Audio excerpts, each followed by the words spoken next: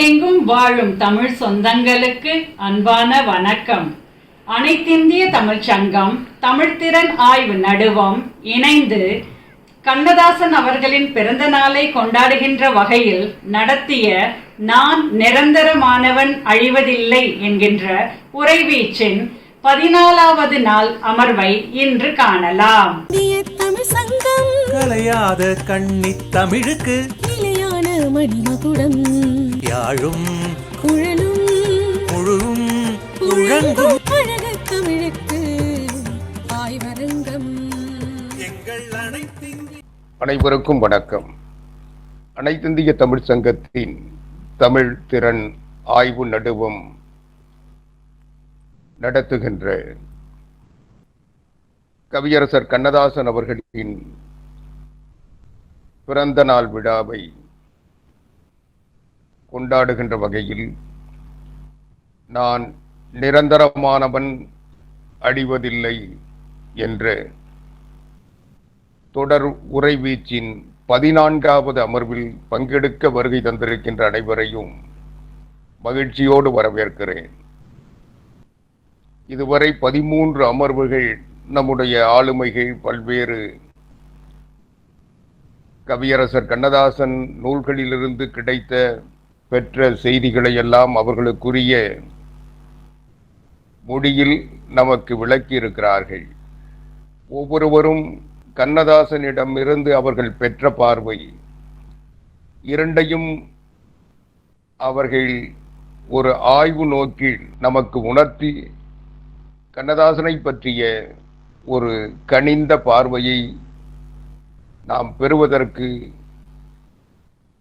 தங்களுடைய உரைவீச்சின் வழியாக அவர்கள் ஒரு முன்னோட்டத்தை தந்திருக்கிறார்கள். அதனுடைய தொடர்ச்சியாக இன்றைக்கு 14வது அமர்வு. இந்த அமர்வில் நம்முடைய 5 ஆளுமைகள் தங்களுடைய கருத்துக்களை, உணர்வுகளை, கண்ணதாசனை பற்றி உள்வாங்கியதை, கண்ணதாசனிடமிருந்து அவர்கள் கற்றதை நமக்கு உணர்த்த வந்திருக்கிறார்கள். கவிமாமணி ரேவதி ராதாகிருஷ்ணன் அவர்களும், அவர்களைப் போலவே பாடலாசிரியர் தேன்மொழியன் அவர்களும், கோலூர் தா ஹேமாவதி அவர்களும், அவர்களைப் போலவே சா சோமசேகர் அவர்களும், இளங்கவி நடுநாட்டு தமிழன் அவர்களும் தங்களுடைய கண்ணதாசனை பற்றிய கருத்துக்களை, நூல்களினுடைய சிறப்பை, அவர்கள் நுகர்ந்ததை நம்மோடு பகிர்ந்து கொள்ள வந்திருக்கிறார்கள். வருகை தந்திருக்கின்ற அனைவரையும் வரவேற்கின்ற பணியை செய்வதற்காக முனைவர் சு நாகவள்ளி அவர்களை வரவேற்புரை வழங்க அழைக்கிறேன். அனைவருக்கும் வணக்கம். தமிழுக்கு என் முதல் வணக்கம், அவைக்கு என் அன்பு வணக்கம். லட்சியம் எனும் ராஜபாட்டையில் நித்தமும் நித்திய நடைபெறும் அவையின் நாயகர், தமிழின் மைந்த, சொல்லின் செல்வ கலைமாமணி ஐயா ஆவடிக்குமார் அவர்களை வணங்கி வருக வருக என வரவேற்கிறேன். முன்னுரை இல்லாத புத்தகம் ஆன்மா இல்லாத உடல் என்பர். அதனை போல இந்நிகழ்வினை சிறப்பிக்கும் நாயகர்களான உரை வீச்சாளர்களை வருக வருக என்று இருக்கரம் கூப்பி வரவேற்கிறேன். உரையாளர் திருமதி கவிமாமணி ரேவதி ராதாகிருஷ்ணன் அவர்கள் நூல் அர்த்தமுள்ள இந்து மதம் உரையாற்ற வருக வருக என வரவேற்கிறேன். அடுத்ததாக கவிஞர் தேன்மொழியன் நூல் கூலப்ப நாயக்கன் காதல் அவர்களை உரையாற்றவருக்கும் அவர்களை வருக வருக என்று வரவேற்கிறேன். நல்லாசிரியர் மாமணி தா ஹேமாவதி அவர்களை வருக வருக என வரவேற்கிறேன். கண்ணதாசனின் வெண்ணிலா பாடல் என்ற அமைப்பில் உரையாற்றுகிறார். கவிமாமணி சா சோமசேகர் மாங்கனி என்ற தலைப்பில் உரையாற்றுகிறார். அவரையும் வருக வருக என வரவேற்கிறேன். இளங்கவி நடுநாட்டு தமிழன் கண்ணதாசனின் தத்துவ பாடல்களில் உரையாற்றுகிறார். அவரையும் வருக வருக என வரவேற்கிறேன். பார்வையாளர்களாகிய நீங்கள் இருப்பது போல் எங்கள் அவையை சிறப்பிக்க இயலாது. உங்களையும் வருக வருக என்று வரவேற்கிறேன். இந்நிகழ்வில் நன்றி உரைக்க இருக்கும் முனைவர் பாத்தா ராணி பிரகாஷ், சென்னை மாவட்ட அமைப்பாளர், அனைத்திந்திய தமிழ் சங்கம் அவர்களையும் வருக வருக என்று வரவேற்கிறேன். இத்தகைய அரிய பெரிய சிறந்த நிகழ்ச்சியை தமிழின் வழியாக அவ்வப்பொழுது எங்களுக்கு அளித்து எங்களை பண்படுத்தி பட்டை தீட்டிக் கொண்டிருக்கும் ஐயா அவர்களை மீண்டும் வணங்கி வரவேற்று என் இடம் சார்கிறேன். நன்றி, வணக்கம். அனைத்திந்திய தமிழ் சங்கத்தின் மதுரை மாவட்ட அமைப்பாளர் முனைவர் சு நாகவள்ளி அவர்கள் தொடக்க உரையாக இன்றைய ஆளுமைகளை அறிமுகப்படுத்தி வரவேற்புரையாக இன்றைய நிகழ்ச்சியை தொடங்கி தந்திருக்கிறார்கள். அதற்காக முனைவர் சு. நாகவல்லி அவர்களுக்கு நன்றி தெரிவித்து தொடங்குகிறேன். இன்றைக்கு 14வது அமர்வில் 5 ஆளுமைகள் நம் இடையே வந்திருக்கிறார்கள். பேச பேச தொடர்கின்ற ஒரு பேச்சரங்காக இந்த உரைவீச்சு வளர்ந்து கொண்டு வருகிறது. அர்த்தமுள்ள இந்து மதம் நூலை பற்றி கவி மாமணி ரேவதி ராதாகிருஷ்ணன் அவர்கள் உரையாற்ற வந்திருக்கிறார். அவரை உங்கள் அனைவரின் சார்பில் வரவேற்று உரையாற்ற அழைக்கிறேன். என்றும் எம் தலைமை ஐயா ஆவடியார் அவர்களுக்கும் பார்வையாளர்கள் வந்திருக்கும் அனைத்து சான்றோர் பெருமக்களுக்கும் எனது இனிய மாலை வணக்கத்தை தெரிவித்துக் கொள்கிறேன். நான் அர்த்தமுள்ள இந்து மதத்தின் 7ஆம் பாகமான அவருடைய சுகமான சிந்தனைகள் என்னென்ன என்று இந்த உரைவீச்சில் நாம் சிறிது பார்ப்போம். முதல் அத்தியாயத்தில் சொல்கிறார் இளமையை பற்றி. ஆரம்பிக்கும் போதே இனிய நினைவுகள் என்னை தாளாட்டுகின்றன. கை காலுக்கு ஜீவன் இருக்கும்போது மரத்தின் உயரம் கூட குறைந்து விடுகிறது. ஏரியில் நீந்திய மீனுக்கு தெரியும் அதைவிட நீந்துவதில் நான் எவ்வளவு வல்லவன் என்று இளமை காலத்தில். ஒரே ஒரு முறை ஆண்டவனால் நமக்கு பரிசளிக்கப்படுகிறது இளமை காலம்.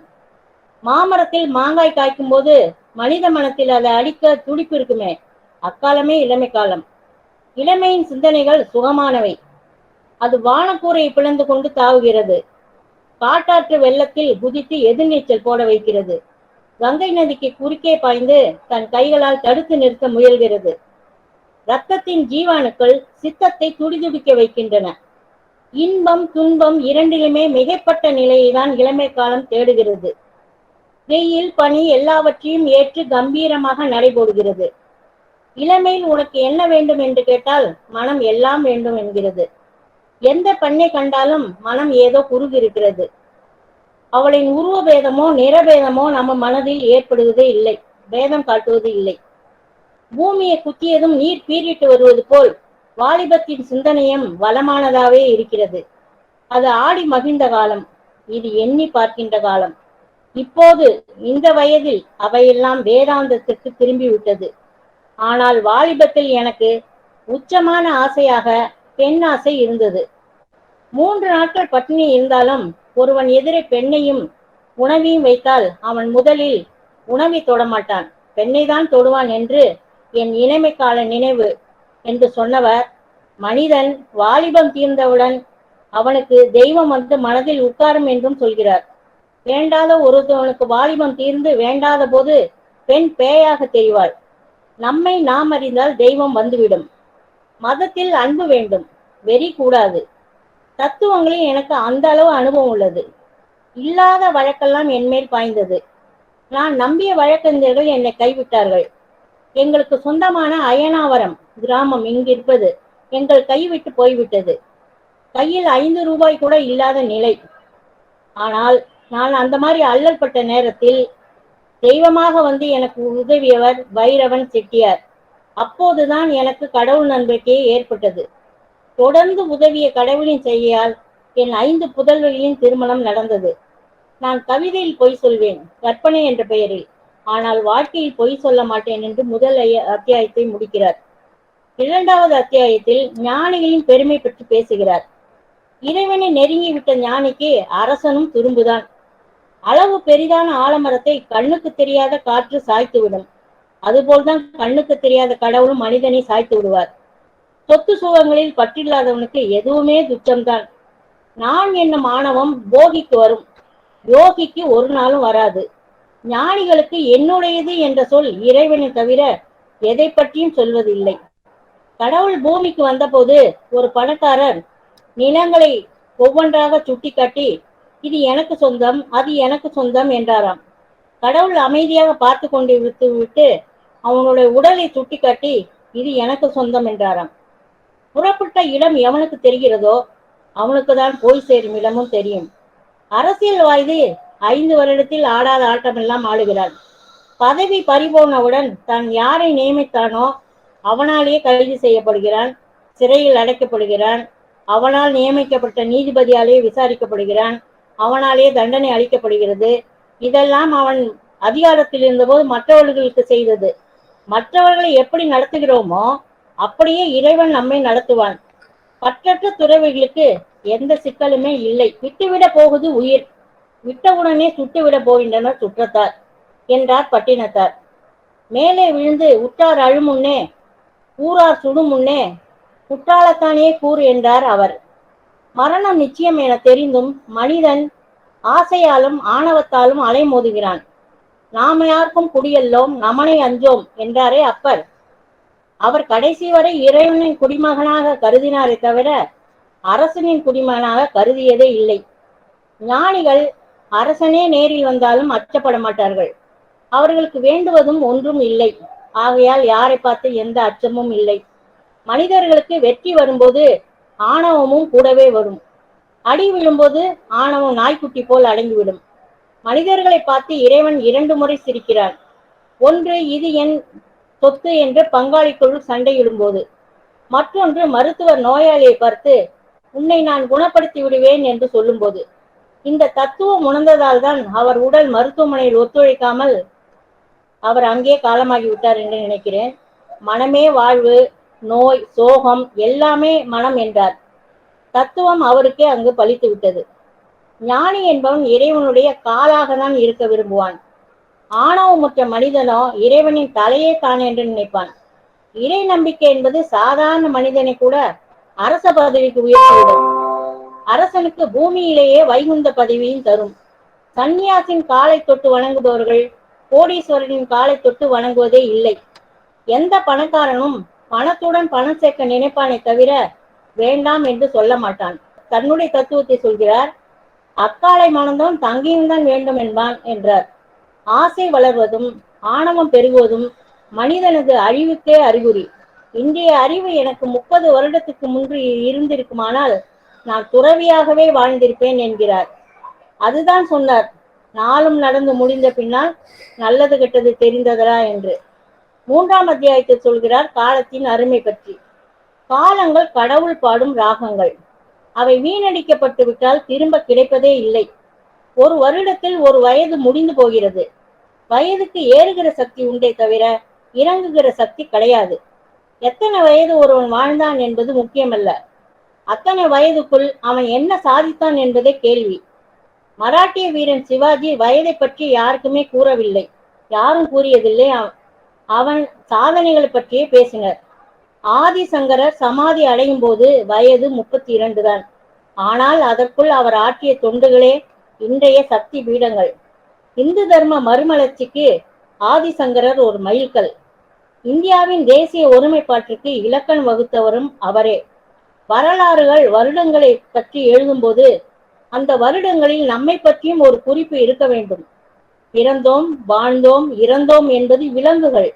எந்த காலத்தில் எந்த செயலை செய்ய வேண்டுமோ அதை செய்து விட வேண்டும். இளமை காலத்தில் என் வாழ்க்கையை நான் நினைத்து பார்க்கிறேன். எத்தனை பக்கங்கள் வேண்டுமானால் நானே எழுதுவேன். வாழ்க்கையை விளையாட்டாக எண்ணி பொழுதை கழித்தேன். அரசியல் மேடைகள், கட்டுரைகளில் காலத்தை செலவழித்தேன். இன்று செய்ய வேண்டும் என்று நினைத்தாலும் உடல்நிலை இடம் தரவில்லை. வயது காலத்தில் வருமானம் வந்தபோது சேமிக்காமல் இப்படியே வாழ்க்கை ஓடும் என்று நினைத்து செலவழித்தேன். ஆனால் காலபேதம் இப்போதுதான் புரிகிறது. மலர் பூத்தவுடன் கூந்தலில் ஏறிவிட வேண்டும், இல்லையெனில் காய்ந்து வீணாகத்தான் காலடியில் விழும். இது பெண்களுக்கும் பொருந்தும் என்றார். காலத்தால் திட்டமிட்டு நடத்திய போர்களே வெற்றி பெற்றன. காலம் எதிலும் எதற்கும் முக்கியமானது. காலம் கடத்தாமல் சீதையை தூக்கிய ராவணன் பழிக்கு ஆளானான். காலம் அறிந்து சுயமரத்திலேயே அவளை தூக்கி இருந்தால்னா ஒருவேளை அவளே அவனுக்கு உடன்பட்டிருப்பாள். சபரிமலை ஜோதி கூட குறிப்பிட்ட நேரத்தில் ஒரு நாளில் மட்டும்தான் தரிசனம் தரும், தினசரி தெரியாது. இப்போது எழுதுவதை 10 ஆண்டுகளுக்கு முன்பு எழுதியிருந்தேனானால் என் உரையாக சிலப்பதிகாரமும் மணிமேகலையும் மாணவர்கள் படித்திருப்பார்கள். திருக்குறளுக்கு மட்டுமாவது உரை எழுதிவிட முனைகிறேன், முடியும் என்றும் நினைக்கிறேன். வெள்ளம் போன்ற வருமானம் வந்தபோது ஒரு கிருஷ்ணன் கோவில் கட்டியிருக்கலாம். அது இப்போது முடியாது, காலம் கடந்த ஆசையாயிற்று. நம்முடைய நண்பர்களும் காலங்கள், பகைவர்களும் காலங்களே. காலங்களே தருகின்றன, அவையே பறிக்கின்றன. காலங்களே சிரிக்க செய்கின்றன, அவையே அழவும் வைக்கின்றன. ஞாலம் கருதினும் கைகூடும், காலம் கருதி இடத்தால் செய்யன் என்றார். காலம் பார்த்து காரியம் செய்தால் பூமியையே விலைக்கு வாங்கலாம். சித்திரை வைகாசில் ஏரி குளம் தூர்வாரி ஐப்பசி கார்த்திகையில் நீரை சேமிக்க வேண்டும். வானம் பார்த்த பூமியில் பங்குனியில் விதை விதைத்தால் விதைத்த விதையும் சேர்ந்தே காணாமல் போய்விடும். ஆடிப்பட்டம் தேடி விதைக்க வேண்டும். காரியங்களின் வெற்றி தோல்வி காலத்தால் நிர்ணயிக்கப்படுகிறது. நல்ல பெண் கிடைக்கும் போது திருமணம் செய்து கொள்ள வேண்டும். இல்லை என்றால் எந்த பெண் கிடைத்தாலும் போதும் என்ற மனப்பான்மைக்கு வந்து விடுவோம். காலத்தால் கிடைக்கும் நல்ல நண்பர்களும் திரும்பவும் கிடைக்கவே மாட்டார்கள். கம்சன் போட்ட தவறான காலக்கணக்கினால்தான் கிருஷ்ண அவதாரம் நமக்கு கிடைத்தது. காலத்தின் கருணையால் தான் அசுரர் கூட்டமும் அழிந்தது. அதிர்ஷ்டம் என்பது வேறு ஒன்றும் இல்லை. வரும் காலத்தை ஒழுங்காக பிடித்துக் கொள்வதுதான் அதிர்ஷ்டம். நீங்கள் அதிர்ஷ்டக்காரர்களா என்பதை அறிய வேண்டுமென்றால் காலமறிந்து காரியம் செய்தீர்களா என்பதை எண்ணி பாருங்கள். 4ஆம் அத்தியாயத்தில் சொற்களுக்கும் பொருளுக்கும் உள்ள தொடர்பை பற்றி கூறுகிறார். பொங்கல் விழா எப்போதும் 4 நாட்கள் கொண்டாடப்படும். போகியை போக்கி என்று கூறுகிறார்கள். அது தவறு. வீட்டில் உள்ள பயனவற்றை போக்குவதால் அது போகியாம். எப்போதும் சுத்தப்படுத்தும் நாளை திருநாளாக இந்து மதம் கொண்டாடியதே இல்லை. போகி என்றால் போகம், அதாவது விளைச்சல். நிலம் உள்ளவன் வீட்டில் விளைச்சல் இருக்கும், அவன் போகி கொண்டாடுவான். வயலில் இறங்கி வேலை செய்யும் விவசாயி பொங்கல் விழா கொண்டாடுவான். மாடு வைத்திருப்பவன் மாட்டு பொங்கல் கொண்டாடுவான். இதையெல்லாம் பார்த்து கொண்டிருக்கும் மக்கள் காணும் பொங்கல் கொண்டாடுவார்கள். இதுதான் வரிசை. பொங்கலை வானத்திற்கு செய்யும் நன்றியாக வெட்ட வெளியில் வைப்போம். சொல்லுக்கும் பொருளுக்கும் உள்ள தொடர்பை பற்றி கூறும்போது சட்டியில் இருந்தால் அகப்பையில் வரும். இதற்கு வாரியார் சஷ்டியில் விரதம் இருந்தால் அகம் என்னும் கருப்பையில் கரு உருவாகும் என்றார். இதுதான் பொருள். அறப்படித்த மூஞ்சூறு கழுநீர் பானையில் விழுந்ததாம். அறவடித்த முன் சோறு கழுநீர் பானையில் விழுந்ததாம் என்பது பழமொழி. அதை அறவே கஞ்சி வடிக்கும் போது முன்னால் நிற்கும் சோறு கழுநீர் சட்டிக்கு தானே போகும் என்பதுதான் பொருள். இல்லையெனில் மூஞ்சூருக்கும் படிப்பிற்கும் கழுநீர் பானைக்கும் என்ன சம்பந்தம்? சில சொற்களை பிரித்து பொருள் கொள்ள வேண்டும், சில சொற்களை பிரிக்காமல் பொருள் கொள்ள வேண்டும். கோயிலை பிரித்து பொருள் கொள்ளலாம், புறவி என்பதை பிரித்து பொருள் கொள்ள கூடாது. இதுவே பகுபதம் பகாபதமாகும். எந்த மொழி வார்த்தை என்பதே தெரியாமல் நாம் சில வார்த்தைகளை பயன்படுத்துகிறோம். அவஸ்தை, விவஸ்தை, லஞ்சம், லாவண்யம், இப்படி ஏராளமான திசை சொற்கள். நீர்வாழ் இனங்களில் தூங்காதது மீன் இனம். தூங்காமலேயே இருப்பதால் மதுரையில் இருப்பவள் மீனாட்சி. காமம் என்றால் விருப்பம். மனிதர் விருப்பத்தை பூர்த்தி செய்வதால் காமாட்சி. தாமரையில் இருந்து உள்ளங்களை ஆள்வதால் இலக்குமியின் பெயர் பத்மாட்சி. வடதிசையில் இருந்தபடி அகில பாரதத்தையும் விசாலமாக ஆள்வதால் விசாலாட்சி. இப்படிதான் பொருள். கிட்டத்தட்ட இந்து மதத்தின் சொற்பொருள்களுக்கு ஒரு அகராதியை தயாரிக்கலாம். தேங்காய் என்ற சொல்லே தேம் என்றால் தெய்வம், தெய்வத்துக்குண்டான காய். தேம் கூட்டல் காய், தெய்வத்துக்கான காய், இனிமையான காய் என இரு பொருள்படும். மோசமான ஒன்று கஸ்மாலம். இது கச்மலம் என்ற வடமொழியின் திரிபு என சங்கராச்சாரியன் புத்தகத்தில் உள்ளது. சொற்களை கேட்கும்போது பொருளை சிந்திக்க வேண்டும். அதிலும் மத சம்பந்தமான சொற்களை கூர்ந்து கவனிக்க வேண்டும் என்று முடிக்கிறார். தனது 5ஆம் அத்தியாயத்தில் பெண்ணின் பெருமை, அவள் படும் துன்பம், வரதட்சணை கொடுமைகளை அழகாக எடுத்து சொல்கிறார். பெண் குழந்தை பிறந்திருக்கிறது என்று கேட்கும் போதே அழுத்து கொள்ளும் சமூகமாதான் நமது சமூகம் உள்ளது. என் தாயாருக்கு வரிசையாக 4 பெண் குழந்தைகள் பிறந்தன. என் பாட்டி அழுத்து கொண்டதற்கு அளவே இல்லை. மருமகளுக்கு வரிசையாக பெண் என்று. நல்ல வேளை 5வதாக அம்மன் அருளால் என் அண்ணன் பிறந்தார் என்று அம்மா அடிக்கடி சொல்லுவார். தானும் பெண்ணானாலும் யாரும் பெண் பிறப்பை விரும்புவதே இல்லை. காரணம், திருமணச் சடங்கில் உள்ள வரதட்சணை கொடுமை. எனக்கு 4 அக்கா கல்யாணத்தில் மாப்பிள்ளை வீட்டார்தான் பெண்ணுக்கு சீதனம் கொடுக்க வேண்டியதாக அக்காலத்தில் இருந்தது. பிறகு காலம் மாறி போனது. என் பெண்கள் திருமணம் எனக்கு பாரமாயிற்று. என் பெண் திருமணத்தில் நான் அழ வேண்டியதாக இருந்தது. கல்யாண சீர்வரிசையில் கவிஞன், கவி பேரரசு என்பதெல்லாம் கிடையாது. எவனாக இருந்தாலும் சீர்வரிசையும் வரதட்சணையும் கொடுத்தே ஆக வேண்டும். நல்ல வேளையாக எனது அண்ணனும் தேவரும் எனக்கு உதவி செய்தார்கள். ஏழை வீட்டில் பிள்ளைகள் அதிகம். இதுவும் பெண் பிள்ளைகள் அதிகமாகவே இருக்கும். ஒரு பொட்டு தங்கம் இல்லாமல் நெற்றியில் குங்குமம் ஏறினால் போதுமென்று காத்திருக்கும் கன்னிகள் அதிகம். அந்த கன்னிகளின் அழகிற்கோ கற்பிற்கோ விலை எதுவுமே கிடையாது. மாப்பிள்ளைக்கு மட்டுமே விலை. புராண கால புண்ணியவதிகள் வரதட்சணை கொடுத்து திருமணம் செய்யவே இல்லை. உமாதேவியும் வள்ளி தெய்வானிடம் வரதட்சணை கேட்கவில்லை. அப்போதெல்லாம் பெண் பிறப்புகள் குறைவு. இன்று நிலைமை தலையில். பையனின் படிப்புக்கு தகுந்த அவனுக்கு செலவழித்த பணம், படிப்புக்கான பணம் எல்லாத்தையும் பெண் வீட்டார் கொடுக்க வேண்டியதாக இருக்கிறது. பாரதத்தில் ஒரு முறைதான் குருட்சேத்திரம் நடந்தது. ஆனால் பெண்ணை பெற்றவன் ஒவ்வொருவர் வீட்டிலும் தினம் தினமும் குருட்சேத்திரம் நடந்து கொண்டுதான் இருக்கிறது. பிரமாதமாக தத்துவம் பேசும் யாருமே கடவுள் படைப்பில் பெண் சிருஷ்டியை மதித்து ஏற்றுக்கொள்வதே இல்லை. அதுதான் இன்றைய நடப்பு என்கிறார் சுமார் 40 வருடங்களுக்கு முன்னர். ஆனால் அவர் இன்றைய நிலைமை பார்க்கவில்லை. எல்லாமே தலைவில். அர்த்தமுள்ள இந்து மதம் 6ஆம் பாகத்தில் ஆன்மீக எழுத்துக்களால் நிறைந்திருந்தாலும் என்றும் போல் அவரது இயல்பான காதலும் காமமும் வந்து விடுகிறது. ராதை கண்ணன் வகையில் இந்த அத்தியாயத்தில் வலிந்து திணித்து உள்ளார் என்பது புரிகிறது அவரது ரசனை. இந்து தெய்வங்கள் மனித வாழ்க்கைக்கு சம்பந்தமில்லாத உன்னத நிலையில் அன்பை வெளிப்படுத்தாது. தெய்வத்துக்கு இணையாக மனித உணர்வுகளை இணைத்தே சொல்லக்கூடாது என்பது இந்து மதத்தில் கிடையவே கிடையாது. நமக்கு தெய்வங்கள் எல்லாம் மனிதனாக வாழ்ந்தவைகள் தான். தெய்வங்கள் காதலிக்கும், பரவசப்படும், போர் புரியும், யுத்த தர்மத்தை போதிக்கும், தூது செல்லும், அரசு தர்மத்தை புகட்டும், காதலன் காதலியை சேர்த்து வைக்கின்ற வேலையை கூட கடவுள் செய்வார். நமது இதிகாசங்களில் லௌகீகத்தின் கம்பீரம் இருக்கிறது. சுகமான காதலியின் கனவு இருக்கிறது. அவற்றில் ஒன்று ராதா கிருஷ்ண பாவம். இதை ஜெயதேவர் காமநூல் போலவே வடித்துள்ளார் என்கிறார். ஒரு கட்டத்திற்கு மேல் அவர் ரசனைகளை வெளிப்படுத்த அதை படித்த ஒரு வெள்ளைக்கார அதிகாரி, இதை யார் எழுதியது, அவரை உடனே கைது செய்யுங்கள் என்றாராம். அறையில் இருந்தவர்கள் கூறியிருக்கிறார்கள், இக்கதை அம்சம் பல 100 ஆண்டுகளுக்கு முன்னர் எழுதியது என்று. அத்தனை பல 100 ஆண்டுகளுக்கு முன்னர் எழுதிய கதையின் வர்ணனையை இன்றும் நாம் சபையில் எடுத்து இங்கு என்னால் இயம்பவே முடியாது. அத்தகைய காமரசம் உள்ள பக்தி நூல் வரிசையில் பலர் இதை சேர்ப்பதில்லை. ஆனால் இவர் இதனை சேர்க்க விரும்புகிறார் என்கிறார். அவர் ரசனை நாமெல்லாம் அறிந்ததே. இதிலிருந்து 8 கீதங்களை கவிதைகளாக கண்ணதாசன் இதழில் எழுதியுள்ளேன் என்று குறிப்பிடுகிறார். மற்றவற்றையும் கவிதையாக எழுதி முடிக்க இருக்கிறேன் என்றார். குறிப்பிடுகிறார், கேசவா, நீ மறைந்து நிற்கிறாயே, அவள் மயங்கி நிற்கிறாள்.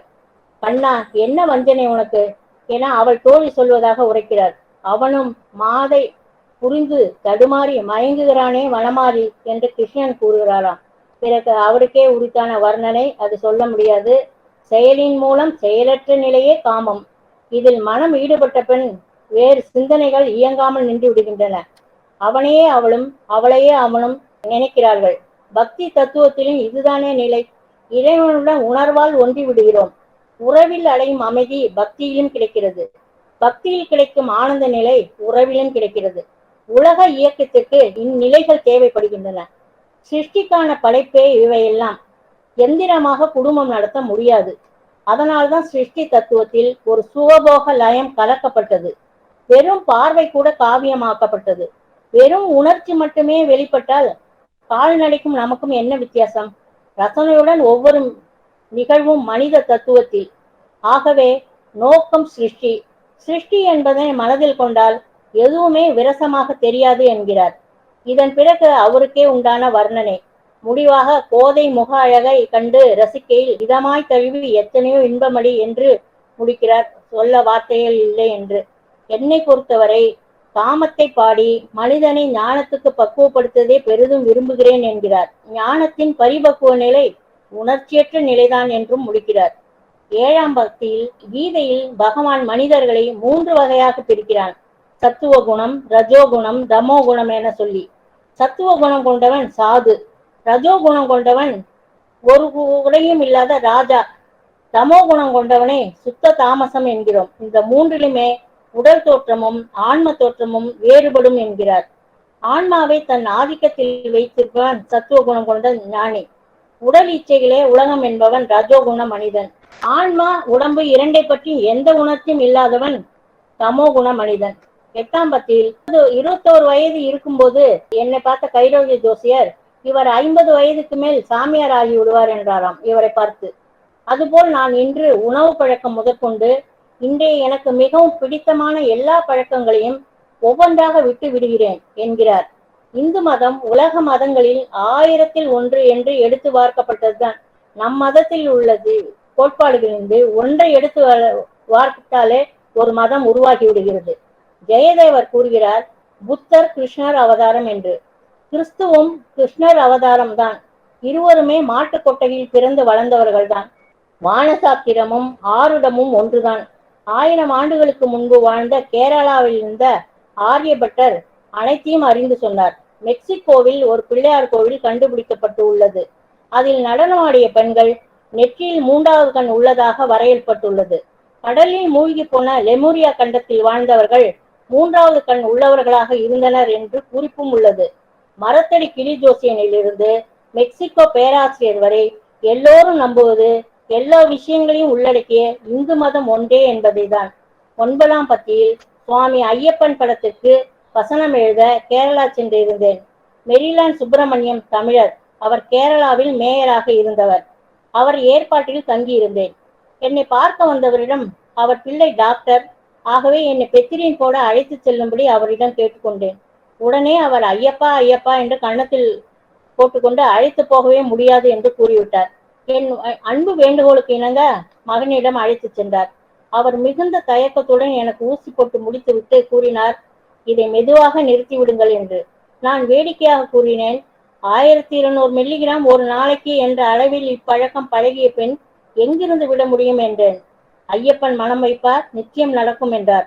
அப்படத்திற்கு வசனம் எழுதும்போது மிகுந்த வயிற்று வலியால் அவதிப்பட்டவன் ஐயப்பன் பிரசாதம் சாப்பிட்டவுடன் வலி நின்று விடுவதாக வசனம் வரும். எனக்கு அப்போதே புல்லரித்தது. என் நிலைமை அதுதானே. பிறகு நான் வசனம் எழுதி ஊருக்கு திரும்பி ஊசி போட்டால் எனக்கு ஒத்துக்கொள்ளவில்லை. நானாகவே சென்று விஜய ஆஸ்பத்திரியில் படுத்துக்கொண்டேன். வலி பொறுத்து கொண்டு அந்த பழக்கத்திலிருந்து விடுபட்டேன். இதை ஐயப்பன் அருள் என்று சொல்வதில் ஐயமேது என்கிறார்.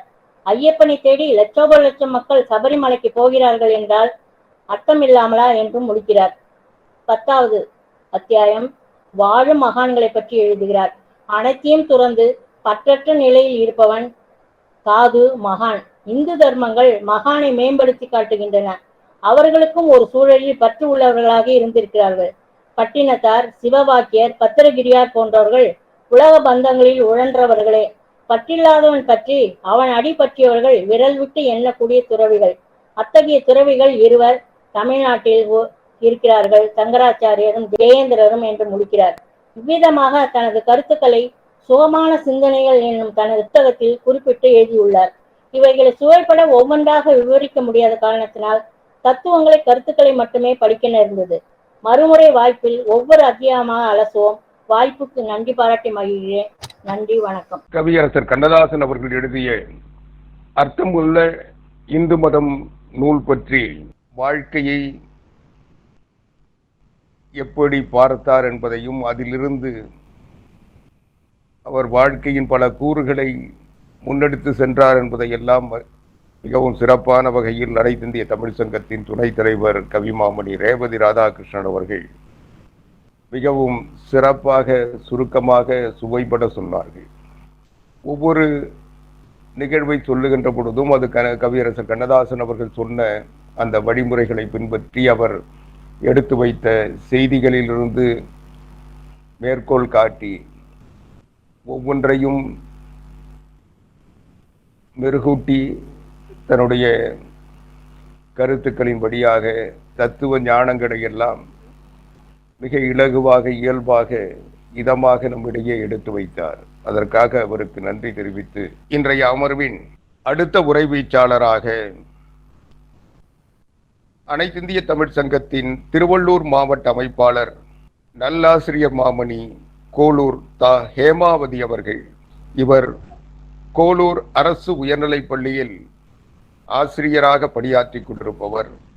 அனைத்திந்திய தமிழ் சங்கத்தின் தொடக்க நிலையிலிருந்து நம்மோடு இணைந்து பணியாற்றி கொண்டிருப்பவர் நல்லாசிரியர் மாமணி என்று நம்மால் பாராட்டப்படுகின்ற கோலூர் தா ஹேமாவதி அவர்கள்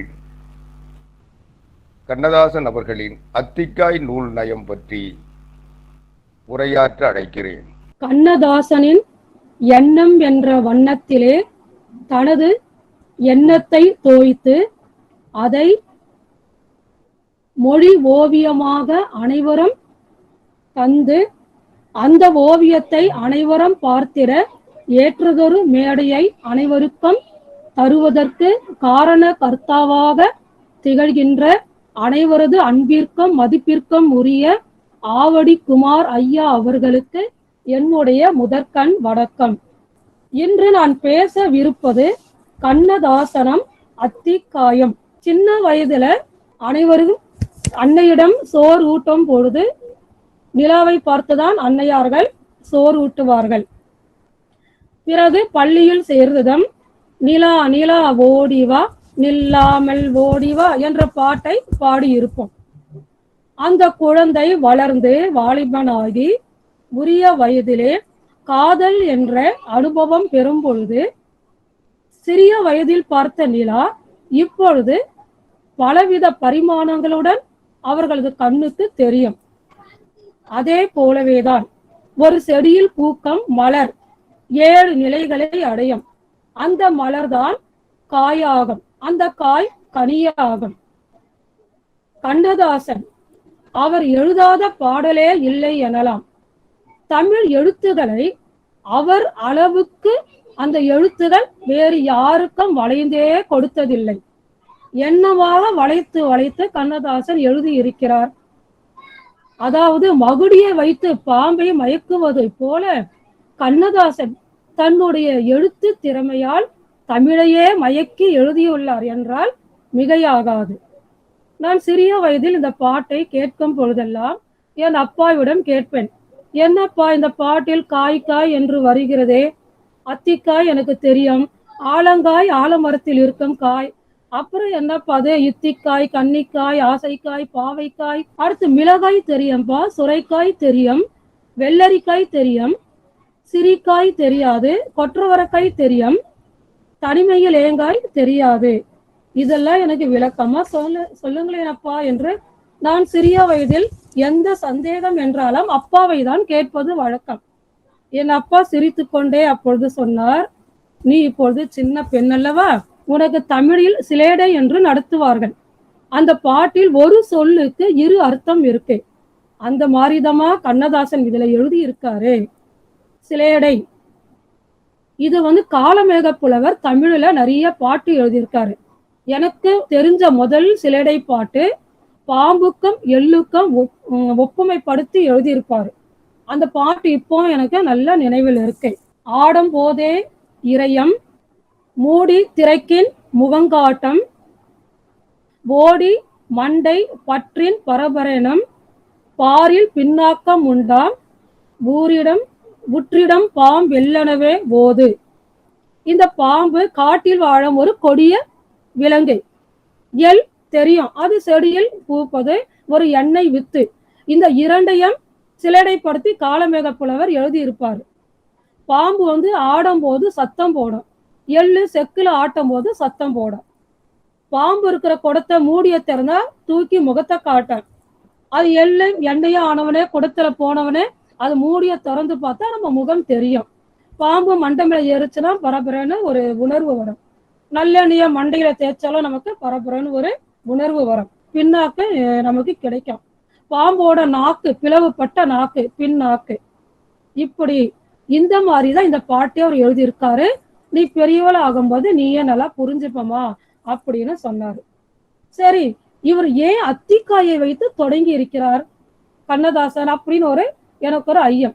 பிறகு வளர வளர நான் நன்கு புரிந்து கொண்டேன். அத்திக்காய் கண்டு காய் காய்க்கம் காணாமல் பூ பூக்கம் என்பார்கள். அதே போலதான் ஒருவன் ஒருத்தி, அவர்கள் இருவரும் விழிகளால் பார்த்து கொள்வார்கள்.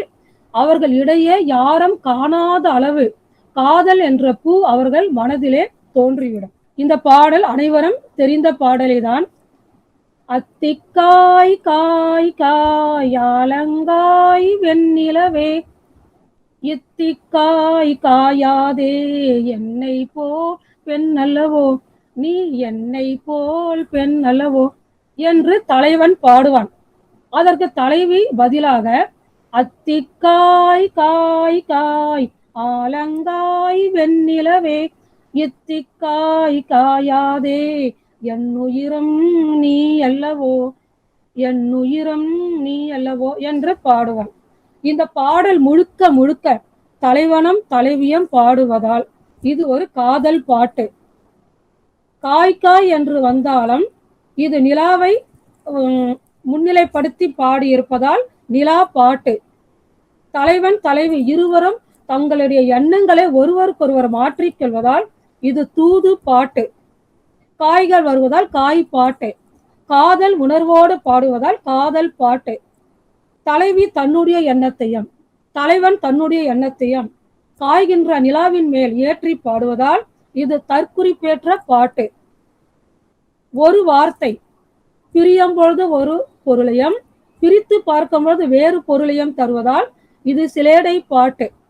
இதை தமிழில் இரட்டுற மொழிதல் என்பார்கள். ஒரு சொல் இரண்டாக பிரிந்து பொருள் தரும். இந்த மாதிரி எத்தனை விதமான பாட்டுகள் என்று சொன்னாலும் இது மொத்தத்தில் ஒரே ஒரு பாட்டு தான். அதுதான் கண்ணதாசன் பாட்டு. கண்ணதாசன் பாட்டுக்கு விஞ்சி எழுதியவர்கள் இதுவரை யாரும் இல்லை என்பதே என்னுடைய எண்ணம். சரி, இப்பொழுது இந்த பாட்டில் 31 காய்கள் வரிசையாக வரும். அத்திக்காயில் தொடங்கி தனிமையிலே காய் வரை 31 காய்கள் வரும். இது ஒவ்வொன்றாக வேகமாக பார்க்கலாம். ஒரு தலைவன் ஒரு தலைவி இருவரும் இருக்கிறார்கள். நிலா அங்கே பொழிகிறது. சூரியன் காயும் பொழுது நமக்கு வெம்மை ஏற்படும். ஆனால் நிலா காயும் பொழுது நம்முடைய மேனியிலே படும் பொழுது நமக்கு குளுமை உண்டாகும். காதலர்கள் இருவர் அங்கே இருக்கிறார்கள்.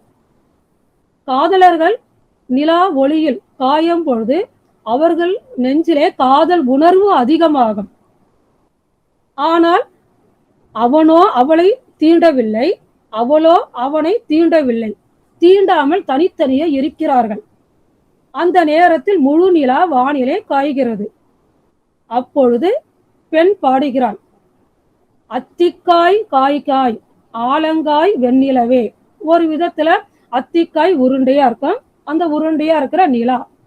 இன்னொன்னு ஆலங்காய், ஆலம்பழம், ஆலமரத்தின் பழம், சிவப்பா அந்த மாதிரி நிலா, இப்படி சொல்லலாம். ஆனால் அத்திக்காய், அந்த திக்காய் நிலாவே, இந்த என்னுடைய பக்கம் என்னுடைய திசையில் நீ காயாதே. தலைவன் இருக்கும் அந்த பக்கமாக போய் காய். ஆலங்காய் வெண்ணிலவே, ஆலம் என்றால் வானம், அந்த வானத்து காய் போல இருக்கும் வெண்ணிலவே, இங்கே காயாதே, வானத்திலே காய். இத்திக்காய் காயாதே, என் பக்கமாக காயாதே.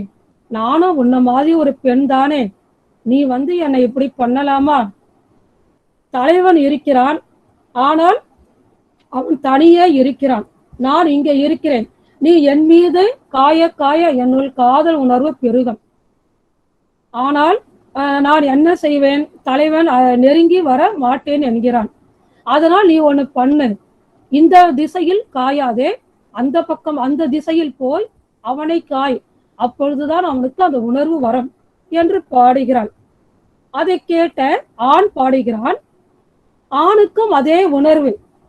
பெண் தன்னை நெருங்கி வர மாட்டேன் என்கிறாள். என்ன பண்ணுவது என்று அவனும் அதையே பாடுகிறான். அத்திக்காய் காய் காய் ஆலங்காய் வெண்ணிலவே,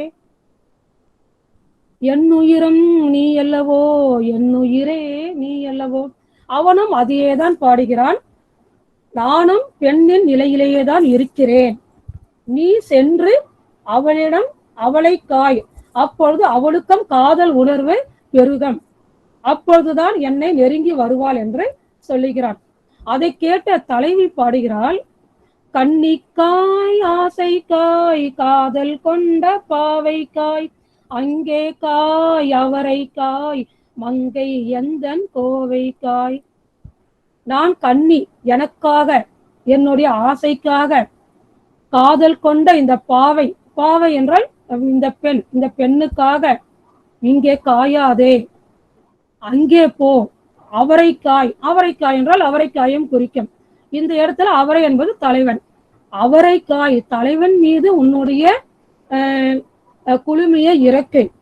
மங்கை எந்தன் கோவைக்காய், கோ என்றால் தலைவன், என்னுடைய தலைவன் மீது நீ நன்றாக நிலவே காய்ந்து விடு அப்படின்னு ஏன் இந்த மாதிரி நிலவுக்கு கட்டளை இடுகிறாள் என்றால், அப்படியாவது அந்த தலைவன் காதல் உணர்வு மிகுந்து தன்னை நெருங்குவான் என்று தூது போல சொல்லுகிறான். அதை கேட்ட தலைவன் நிலாவையே பார்த்து சொல்லுகிறான், மாதுளங்காய் ஆனாலும் என்னுலங்காய் ஆகுமோ, என்னை நீ காயாதே என்னுயிரம் நீ அல்லவோ. அவள்தான் தவறாக சொல்கிறாள். நிலாவே, மாது மாது என்றால் பெண், அவளுடைய உள்ளம் காயாக இருக்கிறது. ஆனால் என்னுள்ளம் அப்படி இல்லை, கனிந்து விட்டது. அதனால நீ என்னை காய வேண்டிய அவசியம் இல்லை. நீ அவளைதான் போய் காய வைக்க வேண்டும், அவள் உள்ளம்தான் கனிய வேண்டும். மேலும் பாடுகிறான், இரவுக்காய் உறவுக்காய் ஏங்கும் இந்த ஏழைக்காய், நீயும் காய் நிதமம் காய் நேரில் நிற்கும் இவளை காய். இந்த பிரிவின் ஏக்கத்துல தலைவன் தன்னுடைய எண்ணத்தை அழகாக வெளிப்படுத்துகிறான். இரவு நேரத்தில் நான் இருக்கிறேன், அவளும் இருக்கிறாள். ஆனால் எங்களுக்கு இடையே எந்த உறவும் இல்லை. அந்த உறவுக்காக ஏங்குகிறேன். இந்த ஏழை, அந்த உறவு கிடைக்காததனால் நான் ஏழையாக இருக்கிறேன். அப்படி இருக்கும் பொழுது நீ என்னை காயலாமா? அதனால நீயே உன் மீது காய்ந்து கொள், நித்தமும் காய்ந்து கொள். இதோ நேரில் நிற்கிறாளே, இவளையும் காய். அப்படியாவது அவளுக்கு உணர்வு வருகிறதா என்று பார்க்கிறேன் என்று பாடுகிறான். அதற்கு தலைவி பதிலாக சொல்கிறாள், முருவங்காய் ஆனாலும் பருவங்காய் ஆகுமோ, என்னை நீ காயாதே என்னை போல் பெண் அல்லவோ. அதற்கு பெண் சொல்கிறாள், என்ன இது, இவன் தவறாகவே புரிந்து கொள்கிறானே. நிலாவே, நீ தவறாக புரிந்து கொள்ளாதே. என்னுடைய உருவம்தான் காய் போல இருக்கிறது, ஆனால் என்னுடைய பருவம் கனிந்து விட்டது. அதனால நீ என்னை காய வேண்டிய அவசியமே இல்லை. போ, இத்திக்கை விட்டு போ, அத்திக்காய் போய் அவரையே காய், அவரை காய், எந்த கோவைக்காய் என்று கட்டளை இடுகிறான். மேலும் அந்த பெண் பாடுகிறாள், ஏலக்காய் வாசனை போல் எங்கள் உள்ளம் வாழக்காய், ஜாதிக்காய் பெட்டகம் போல் தனிமை இன்பம் கனியக்காய். ஏலக்காய் ரொம்ப வாசனையா இருக்கான். அந்த மாதிரிதான் எங்கள் உள்ளம் காதல் என்ற வாசனையால் நிரம்பி வழிகிறது. எங்கள் உள்ளம் வாழுவதற்கு நீ காய். ஜாதிக்காய் பெட்டகம் போல நாங்கள் தனித்தே இருந்து இன்பம் காண வேண்டும். அந்த இன்பம் காண கனிவதற்காக நீ காய் நிலவே என்று சொல்கிறாள். அதை கேட்டான், சொன்னதெல்லாம் விளங்காயோ தூது வழங்காய் வெண்ணிலா, என்னை நீ காயாதே என் உயிரம் நீ அல்லவோ என்று பாடுகிறான். அதை கேட்டவுடன் அவனுக்கு சந்தோஷமாகி விடுகிறது. அடடே, ஜாதிக்காய் பெட்டகம் போல் தனிமை இன்பம் கனிய காய் என்று நிலவை பார்த்து சொல்கிறாளே. நிலாவே, அவள் சொன்னதெல்லாம் உனக்கு புரிந்து விட்டதா? விளங்காயோ புரிந்து விட்டதா? தூது வழங்காய் வெண்ணிலா, நீ தூது வழங்கதான வந்த, அவளே இப்படி சொல்லிவிட்டாள். அதனால நீ என்னையும் காயாதே, என் உயிரே நீ என்னையும் காயாதே, இனி நீ தூது வழங்கவும் தேவையில்லை என்று அவன் சந்தோஷத்தில் மிதக்கிறான். மேலும் அவன் சொல்கிறான், உள்ளமெல்லாம் மிளகாயோ ஒவ்வொரு பேச்சுரைக்காயோ, வெள்ளரிக்காய் பிளந்தது போல் வெண்ணிலவே நீ சிரிக்காயோ. மேலும் அவன் நிலவை பார்த்து சொல்கிறான், நிலவே, உன்னுடைய உள்ளமெல்லாம் என்ன மிளகாயா? மிளகாய் மாதிரி நீ காரமா இருக்கிறாயோ? நான் சொல்ல சொல்ல நீ தூது வழங்க வருவேன் என்று சொல்கிறாயே. ஒவ்வொரு பேச்சுரைக்காயோ, ஒவ்வொரு பேச்சாக பேசுகிறேன், அது உனக்கு உரைக்கலையோ? அல்ல நீதான் ஒவ்வொரு பேச்சாக உரைக்க காத்திருக்கிறாயோ? போதும், வெள்ளரிக்காய் பிளந்தது போல் வெண்ணிலவே நீ சிரிக்காயோ. மிளகாய் போல இதுவரை இருந்தது போதும், இனி நீ வெள்ளரிக்காய் பிளந்தால் அதன் சிறு சிறு விதைகள் பார்க்க அழகாக இருக்கும். அது பற்களுக்கு உவமையாக சொல்லுவார்கள். வெள்ளரிக்காய் பிளந்தது போல நீ அழகாக சிரிக்க வேண்டும் அப்படி என்று சொல்லுகிறான். அதை கேட்ட தலைவி, கோதையனை காயாதே கொற்றவரைக்காய் வெண்ணிலா, இருவரையும் காயாதே தனிமையிலேங்காய் வெண்ணிலா.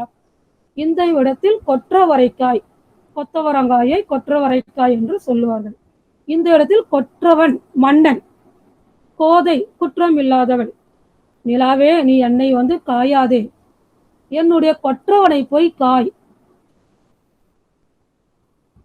இருக்கட்டும், வேண்டாம், இருவரையும் காயாதே, நாங்கள் இருவரும் தனிமையிலேயே சேர்ந்து இனிமை காண வேண்டும் வெண்ணிலாவே, அதனால எங்கள் இருவரையும் கூட நீ காயாதே அப்படி என்று அவள் சொல்லுகிறான். இந்த பாட்டில் காய் காய் காய் என்று வரும். அது கேட்பதற்கு இனிமையாக இருக்கும். ஆனால் ஒவ்வொரு காயையும் பிரித்து பார்த்தால் வெவ்வேறு விதமாக பொருள் இருக்கும். ஏதோ எனக்கு தெரிந்த குரல் வளத்தில் பாடினேன். பொறுத்து கொண்டு கேட்டதற்கு மிக்க நன்றி. எனக்கு வாய்ப்பு தந்தமைக்கு மதிப்பிற்குரிய ஆவடியார் ஐயா அவர்களுக்கும் எனது நன்றியினை தெரிவித்துக் கொள்கிறேன். மிக்க நன்றி. கவிமாமணி கோளூர்தா ஹேமாவதி அவர்கள் கவியரசர் கண்ணதாசன் அவர்கள் பாடல்களை ஒப்பிட்டு அத்திக்காய் காய் காய் என்று அவருடைய சந்த தமிழுக்கு சிந்து பாடலால் பெருமை சேர்த்த அந்த பாடலை பற்றி பல்வேறு விளக்கங்களை அதை விரைவாகவும் நிறைவாகவும் எடுத்து சொன்னார். அதில் இருந்த சொல் இனிமை, சந்த இனிமை, அணி இனிமை சுவையாக எடுத்து சொல்லி ஒரு நல்லதொரு உரைவீச்சை வழங்கினார்கள். அதற்காக அவருக்கு நன்றி தெரிவித்து, இந்த நிகழ்வின் அடுத்த உரையாளராக பாடலாசிரியர் தேன்மொழியன் அவர்கள், பெங்களூரை சார்ந்தவர். இவர் நனைந்த நதிகள், பசுமை தேடும் பாலைவனம் என்று 2 கவிதை தொகுப்புகள் வெளியிட்டிருப்பவர். பல்வேறு திரைப்படங்களுக்கு பாடல் எழுதியிருப்பவர். சிறந்த கவிஞராக, பாடலாசிரியராக தன்னை உருவாக்கி கொண்டிருப்பவர். பெங்களூரில் இருந்து கவிஞர் தேன்மொழியன் அவர்கள் கவியரசர் கண்ணதாசனின் கூழப்ப நாயக்கன் காதல் என்ற தலைப்பில் தன்னுடைய உரைவீச்சை வழங்க அழைக்கிறேன். போற்றி பாடுமெங்கள் பூந்தமிழின் தலைமுறைகள் ஏற்றம் காண்பதற்கும் இவ்வுலகம் போற்றுதற்கும் நாற்றை போலெம்மை நட்டு வைக்கும் ஆவடியார் ஊற்று மனதிற்கு என் உயர்ந்த தமிழ் வணக்கங்கள். வானொலியில் வந்துதித்த வண்ண வண்ண கீற்றுகளாய் காணொளியில் வந்திருக்கும் கவிமாட விளக்குகளே, உங்களுக்கு இந்த தேனிலையின் தவிட்டாத வணக்கங்கள். ஏற்போடு வந்திங்கு எதிர்பார்ப்போடு கலந்து கொண்டு பெரும் ஈர்ப்போடு செய்திகள் அறிய ஏற்பாடு செய்தவர்களுக்கு என் சீர்பாடும் தமிழ் வணக்கங்கள். இன்று நான் எடுத்திருக்கும் தலைப்பு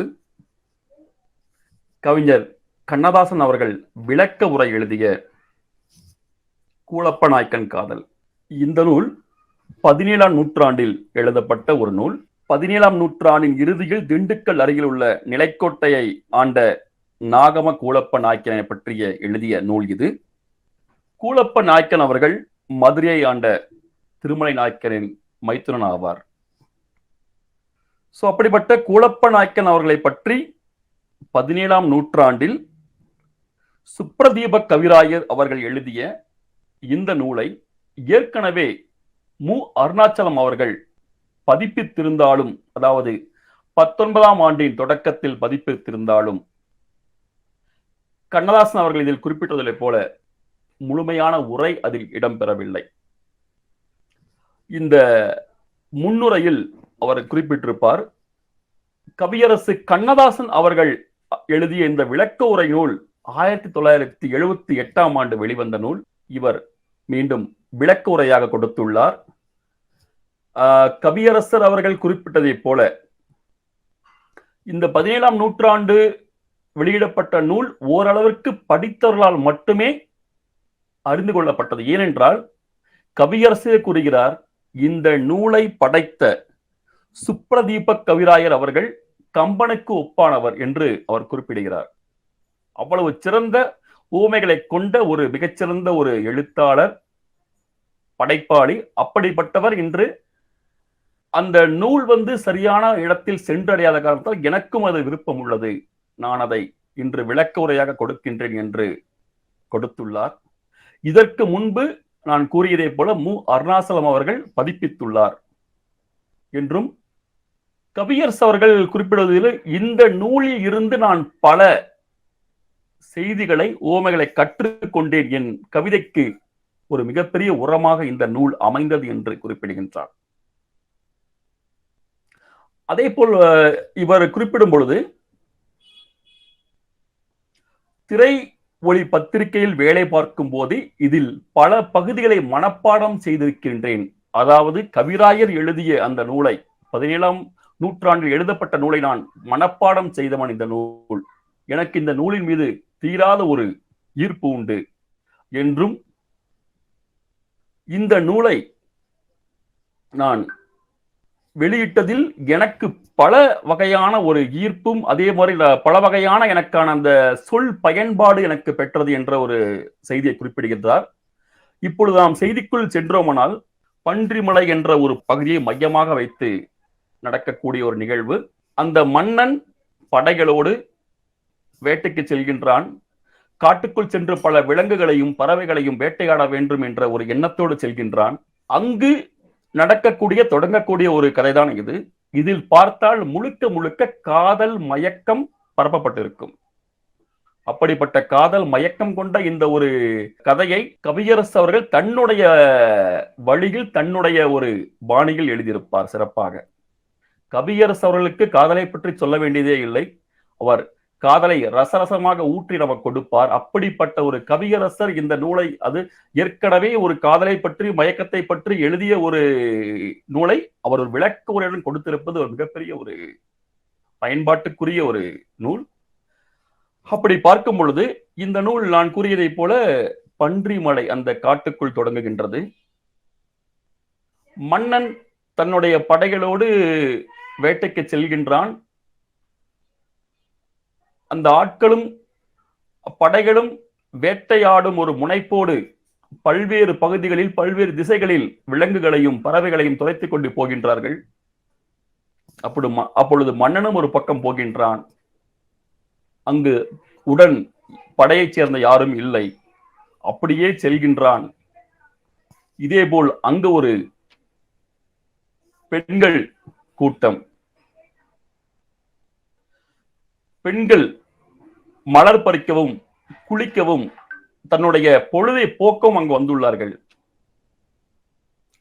அந்த நிலையில் பல பெண்கள் பலவாறு பேசிக்கொண்டு அப்படி சிரித்துக் கொண்டு இருக்கும் பொழுது அவரவர்கள் மலர் பறிக்கும் வேலையை தொடங்குகின்றார்கள். அங்கு இந்த கதையின் நாயகி தனித்து விடப்படுகின்றாள். ஒவ்வொரு மலராக அந்த பெண் சென்று பேசுகின்றாள். அந்த பெண் பேரலை. அந்த பெண்ணை சந்திக்கும் பொழுது இந்த மன்னன் அவ்வளவு வர்ணிப்புகளை அடுக்குகின்றான். அதை கண்ணதாசன் தன்னுடைய வழியில், தன்னுடைய சொல்லாற்றலில் அதை பயன்படுத்தி மிக சிறப்பாக கொடுத்துள்ளார். இது முழுக்க முழுக்க காதல் மயக்கம் கொண்டதால் நான் உள்ளே செல்ல விரும்பவில்லை. மேலோட்டமாக நான் பேசிவிடுகின்றேன். ஏனென்றால் எனக்கு இங்கு முக்கியமாக படுவது கண்ணதாசன் அவர்களின் சொற்கள், அவர்களின் கையாடு, அந்த சொல்லாற்றலுடைய அந்த வழிதான் நான் பார்க்கின்றேன். ஆகையால் முழுக்க நான் உள்ளே செல்லாமல் மேலோட்டமாக பேச விரும்புகின்றேன். சோ அந்த வகையில் அந்த பெண் தனித்து விடப்படுகின்றாள். அந்த பெண் ஒவ்வொரு மரத்திடம் சென்று பேசுகின்றாள், ஒவ்வொரு மலரிடம் சென்று பேசுகின்றாள். எனக்கு மலர் கொடு, கனி கொடு என்று அந்த ஒரு வெகுளித்தனமான, எதையும் மனதில் வைத்துக் கொண்டு பாரத்தோடு இருக்காத ஒரு இளம் பெண்ணாக தன்னுடைய நேரத்தை போக்கும் விதமாக ஒவ்வொரு கனியையும் மலரையும் முழுக்க முழுக்க மனதால் கண்களால் ரசித்து அதை சொற்களால் கொண்டு வருகிறாள். இப்படியே செல்கின்றது. தனித்து விடப்பட்ட மன்னன் அப்படியே தன் வேட்டையாடும் விலங்குகளை தேடி அப்படியே காட்டுக்குள் வருகின்றான். இந்த பெண் இருக்கும் இடத்தை வந்து அடைகின்றான். அப்பொழுது பார்க்கின்றான், தன்னுடைய கண்களுக்கு ஒரு மிகப்பெரிய அதிசயம் கண்டது போல் காண்கின்றான். அதை பல்வேறு வகையில் அவனது ஒரு வியப்புக்குரிய அந்த நிகழ்வை கண்ணதாசன் அவர்கள் தன்னுடைய பாணியில் வெளிப்படுத்தியிருக்கின்றார். சோ இப்படிப்பட்ட ஒரு அழகியை கண்டு இருவரும் அதற்கு பிறகு மகிழ்ந்து சந்தித்து பேச தொடங்குகின்றார்கள். ஏனென்றால் அவளுக்கு அவனை கண்டால் வியப்பு, அவளுக்கு அவனை கண்டு வியப்பு, இருவருக்குமான அந்த வியப்பை ஏற்படுத்துகிறது அந்த சந்திப்பு. ஏனென்றால் இவனும் ஒரு பேரழகன் வீரன், இவளும் ஒரு பேரழகி, அழகான ஒரு பெண். சோ இருவருக்குமான எதை எதிர்பார்த்தார்களோ அந்த ஒரு அழகும் இளமையும் அங்கு அவர்களுக்கு கண்முன் தெரிகிறது. இருவருக்குள்ளும் இருவரும் சந்திக்க தொடங்கியதும் அடிக்கடி சந்தித்து பேச தொடங்குகிறார்கள். தனிமையில் மகிழ்ந்திருக்கிறார்கள்.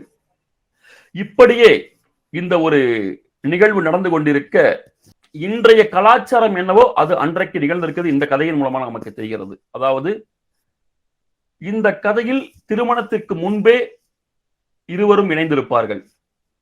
இன்றைய கலாச்சாரம் அது மேலோங்கி கொண்டிருக்கிறது நம் நாட்டில். அதை அன்றைக்கு நிகழ்ந்ததற்கான ஒரு சாட்சியாக இங்கு நமக்கு தெரியப்படுகிறது.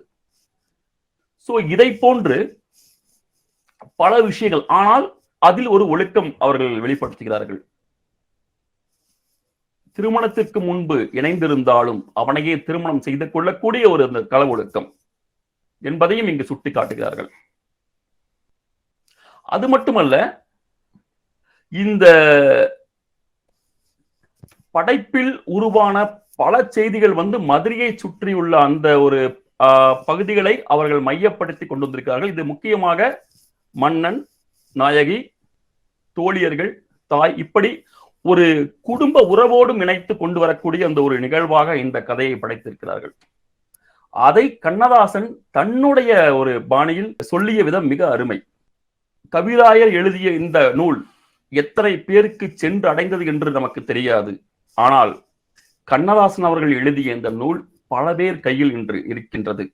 இது காதல் மயக்கம் கொண்ட நூலாக இருந்தாலும் அன்றைக்கு பிரபலமாக பேசப்பட்ட ஒரு நூல். இது 17ஆம் நூற்றாண்டில் ஒரு மிக பிரபலமான நூல் என்று நான் படித்துள்ளேன்.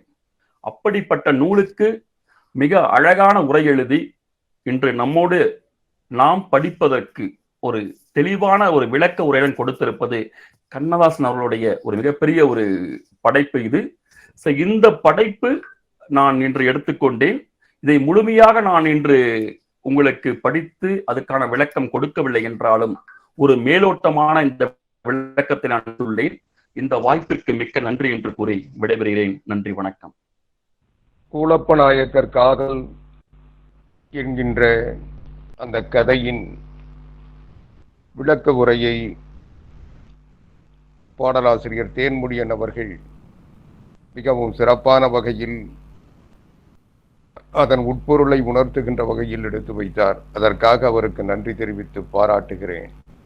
அடுத்து இன்றைய அமர்வில் உரையாற்றுவதற்காக கவிமாமணி சா சோமசேகர் அவர்கள் தர்மபுரியிலிருந்து டொன்போஸ்கோ கல்லூரியில் உதவி பேராசிரியராக பணியாற்றி கொண்டிருப்பவர். சிறந்த தமிழறிஞராக, ஆய்வாளராக, கருத்துரையாளராக பல்வேறு நிலைகளில் நம்மோடு இணைந்து சிறப்பாக பணியாற்றி கொண்டிருப்பவர். சிறந்த உரைவீச்சாளராக விளங்குபவர். இவர் கவியரசர் கண்ணதாசன் அவர்கள் எழுதிய மாங்கனி என்கின்ற நூலில் பொதிந்து கிடக்கின்ற நயம் பற்றி தன்னுடைய உரைவீச்சை வழங்க வந்திருக்கிறார். அவரை வழங்க அழைக்கிறேன். நிரந்தரமானவன் அழிவதில்லை, எந்த நிலையிலும் எனக்கு மரணம் இல்லை. அதை போலத்தான் அவருடைய படைப்புகளும் கூட. நான் எடுத்துக்கொண்ட தலைப்பு மாங்கனி எனும் நூலில் இருக்கக்கூடிய நாம் அறியக்கூடிய செய்திகள் என்ன என்று பார்த்தால் ஒரு வரலாற்று சான்று கொண்ட பகுதியை புதுவிதமாக பாடியிருக்கிறார்கள்.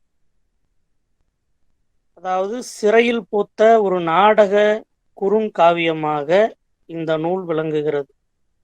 அதே போல காதல் வாழ்க்கையில ஏற்படக்கூடிய அந்த பிரிவு துன்பம், மன உணர்வுகளினுடைய வெளிப்பாட்டினையும் இந்த நூலில் எடுத்து சொல்லப்படுகிறது. அதே போல இலக்கண வரம்பை மீறிய ஒரு கவிதை புனைவு, அந்த இலக்கண வரம்பை மீறிய கவிதை புனைவாக இருக்கக்கூடிய மாங்கனி நூலில் ஆடவர் பெண்டீர், ஆண்கள் பெண்கள், இவர்களுடைய அழகு நிலைகள் இந்த நூலில் எடுத்தாளப்படுகிறது. மூவேந்தர்கள், சேரன் சோழன் பாண்டியன் ஆகியோருடைய வீரம் செறிந்த அந்த பெருமைகள் சொல்லப்படுகிறது. அதே போல தமிழ் பெண்களினுடைய கற்பின் மாண்புகளும் இந்த நூலில் சொல்லப்பட்டிருக்கிறது. மனித இனத்தினுடைய மகத்துவத்தில் காதல் என்பது மாண்பிற்குரியதாகவும், அந்த காதலினுடைய வளர் நிலையினை இல்லற மாண்பினுக்கு உட்படுத்துதல் அப்படின்னு சொல்லும் பொழுது அறவாழ்வு என்பதையும் விளக்கி கூற முடியும். அதே போல மனிதன் எனப்பட்டவன் இன்பங்களை நுகர்வதிலும் சரி, பிற செய்திகளிலும் சரி, நிலையாமை உண்டு என்பதை உணர முடிகிறது அப்படின்றது ஒரு முக்கியமான ஒரு கருத்தா இந்த நூல்ல சொல்லப்படுது. அதே போல தமிழகத்தினுடைய வரலாற்று பின்னணி, அதாவது வரலாற்று நிகழ்வுகளினுடைய பின்னணியை இந்த மாங்கனி நூலின் மூலமாக அறியலாம். அதே போன்று மூவேந்தர்களினுடைய புகழ் பற்றியும், அவர்கள் அடைந்த வெற்றிகளை பற்றியும், படைச்சிறப்புகளை பற்றியும் இதில் தெரிந்து கொள்ளலாம். இந்த நூலினை பற்றி பன்மொழி புலவர் க.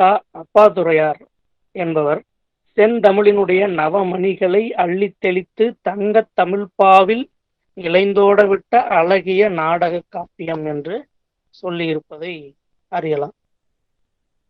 மாங்கனி நூலானது தமிழ் வாழ்த்தில் தொடங்கி வஞ்சியல் விழாவில் ஆர்ப்பரித்து புத்தரினுடைய வழியில் பொன்னரசி என்று முடிந்து 40 தலைப்புகளில் இக்காவியத்தை நிறைவு செய்துள்ளார் கவிஞர். 40 தலைப்புகள் எதிலிருந்து தொடங்குது அப்படின்னு சொன்னா, இந்த வஞ்சியல் விழாவில் தொடங்கி புத்தரினுடைய வழியில் பொன்னரசி என்று முடியக்கூடிய அளவுக்கு இந்த நூல்ல பல செய்திகளை நம்மால் பார்க்க முடியுது.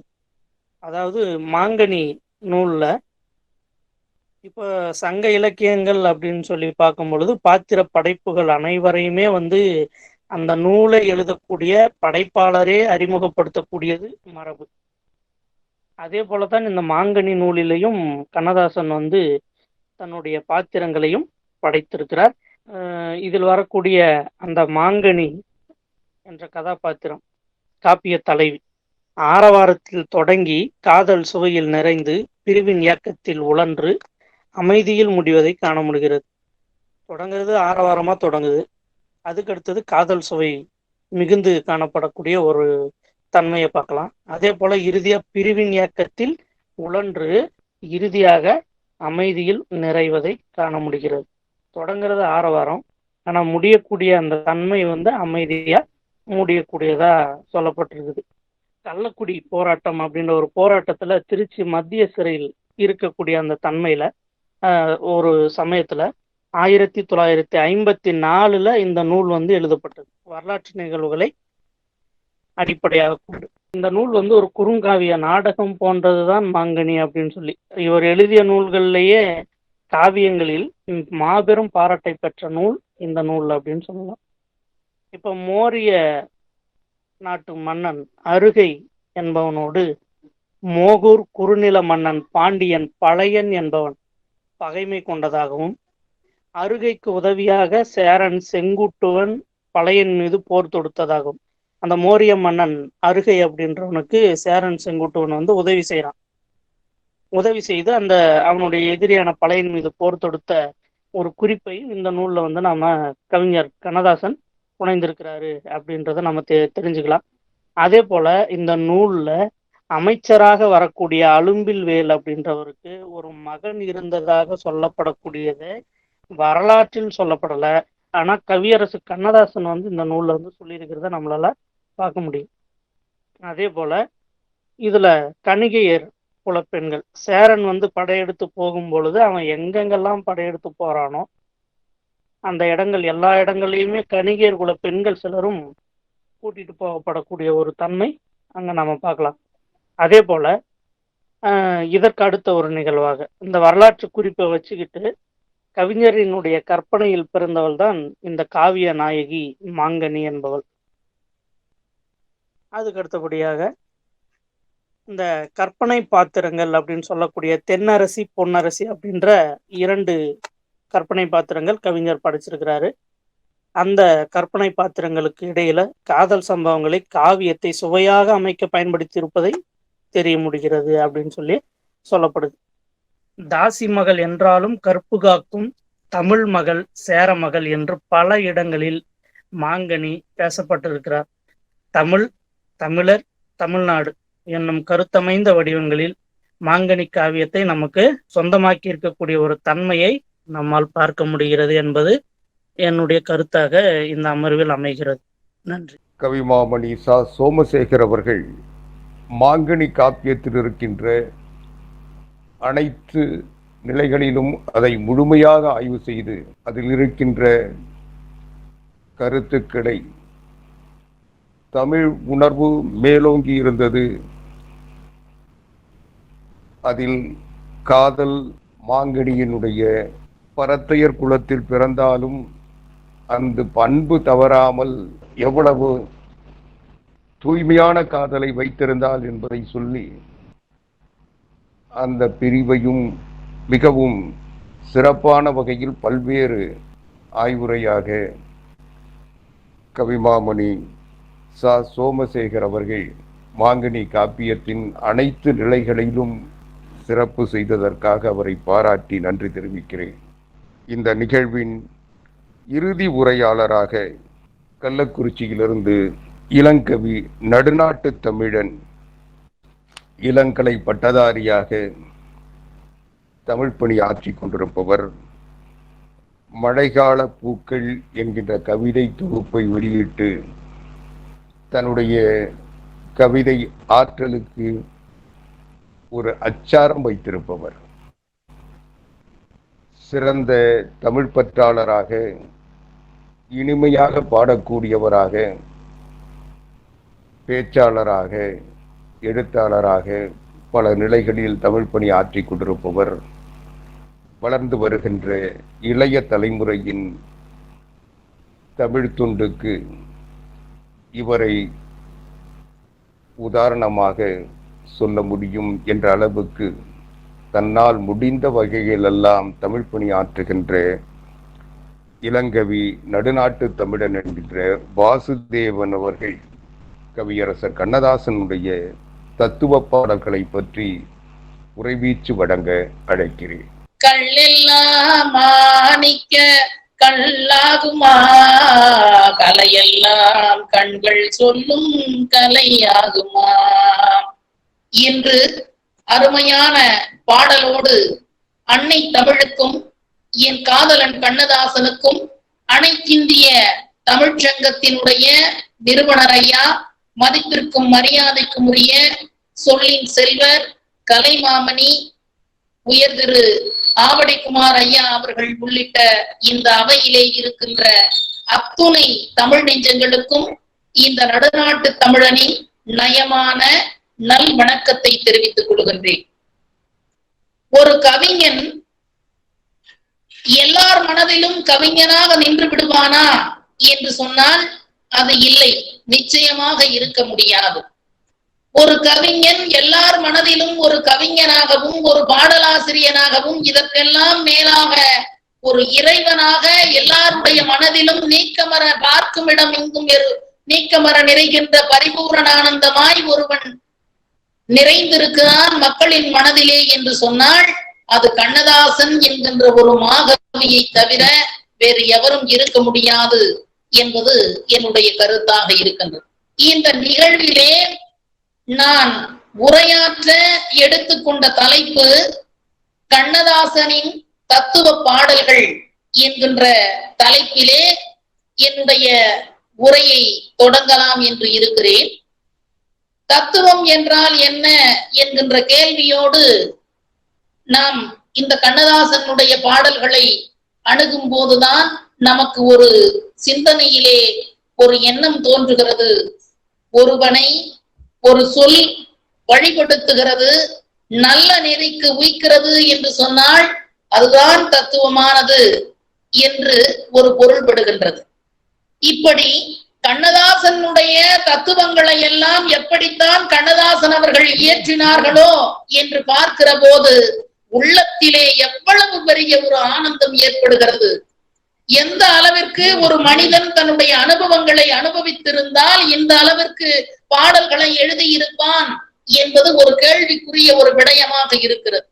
அவன் தாங்கிய துன்பங்கள், அவன் பட்ட அத்துணை ரணங்களையும் அந்த புண்ணுக்கு மருந்தாக இந்த பாடல்களை எல்லாம் நமக்கு தந்துவிட்டு சென்றிருக்கிறார் நம்முடைய கண்ணதாசன் அவர்கள்.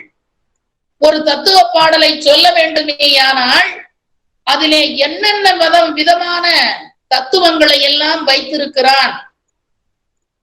இந்த குலமகள் ராதை என்கின்ற ஒரு பெரிய இடத்து பெண் என்கின்ற ஒரு படம், அந்த திரைப்படத்திலே ஒரு பாடலை கண்ணதாசன் அவர்கள் எழுதி வைத்திருக்கிறார்கள்.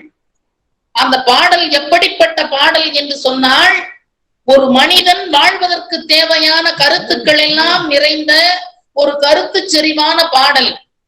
அவனுக்கென்ன தூங்கி விட்டான் ஆகப்பட்டவன் நான் அல்லவா, 2 மாதத்திலே கைகளிலே போட்டு விட்டான், கைகளிலே போட்டு விட்டான்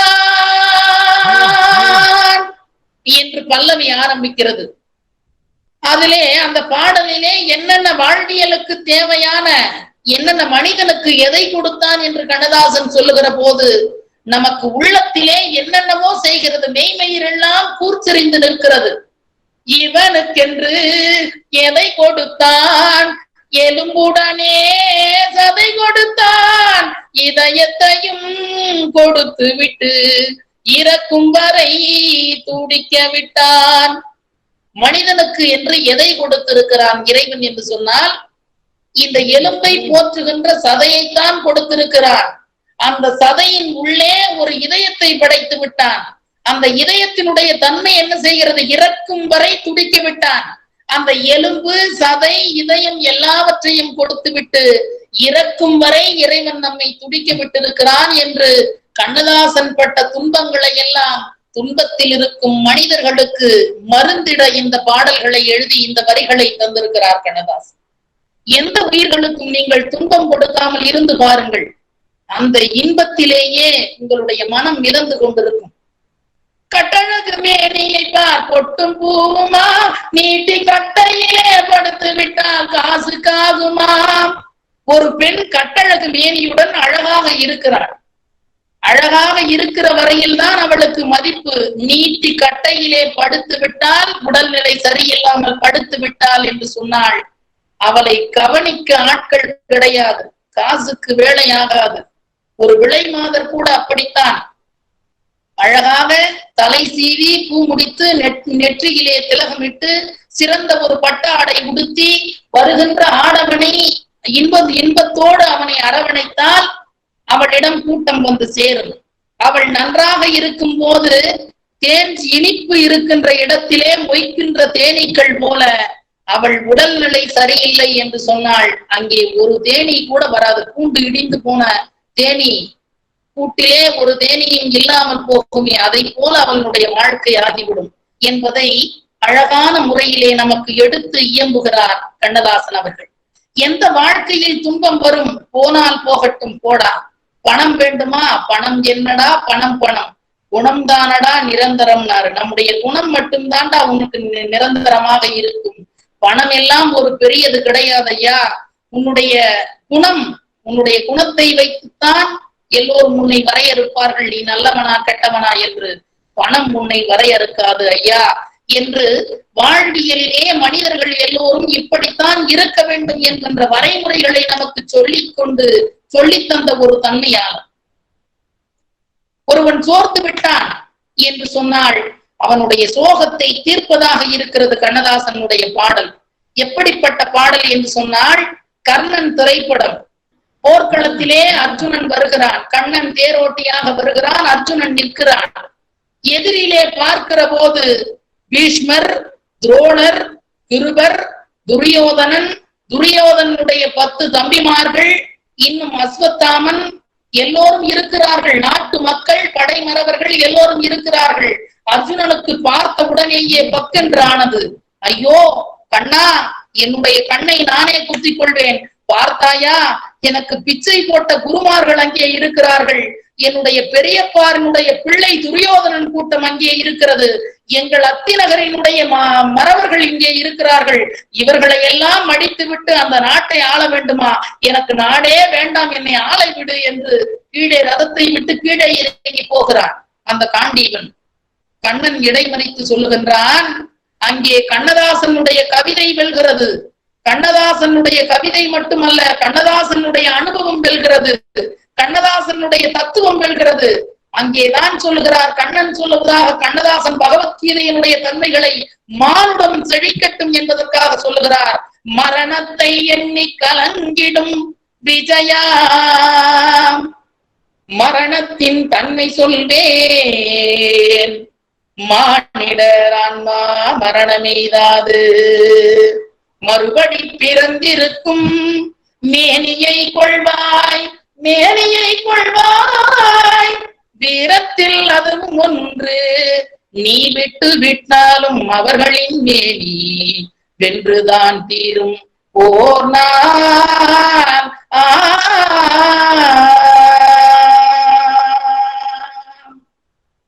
சொல்றாரு. அப்பொழுதும் அந்த காண்டீவனுடைய மனம் நிலை பெறவில்லை. என்னையா கண்ணா, எல்லாத்தையுமே நீ கொல்லணுங்கிறிய, எனக்கு யாரையும் தெரியாதியா, உன்னை மட்டும்தான் தெரியும் என்று அர்ஜுனன் சொல்லுகிறான். அதற்கு அச்சுதன் சொல்வதாக கண்ணதாசனுடைய விருத்தம் அங்கே எழுகிறது. என்னை அறிந்தாய் எல்லா உயிரும், இந்த அகிலத்திலே வாழ்கின்ற அத்துணை உயிரும் நான் தாண்டா அர்த்தனா.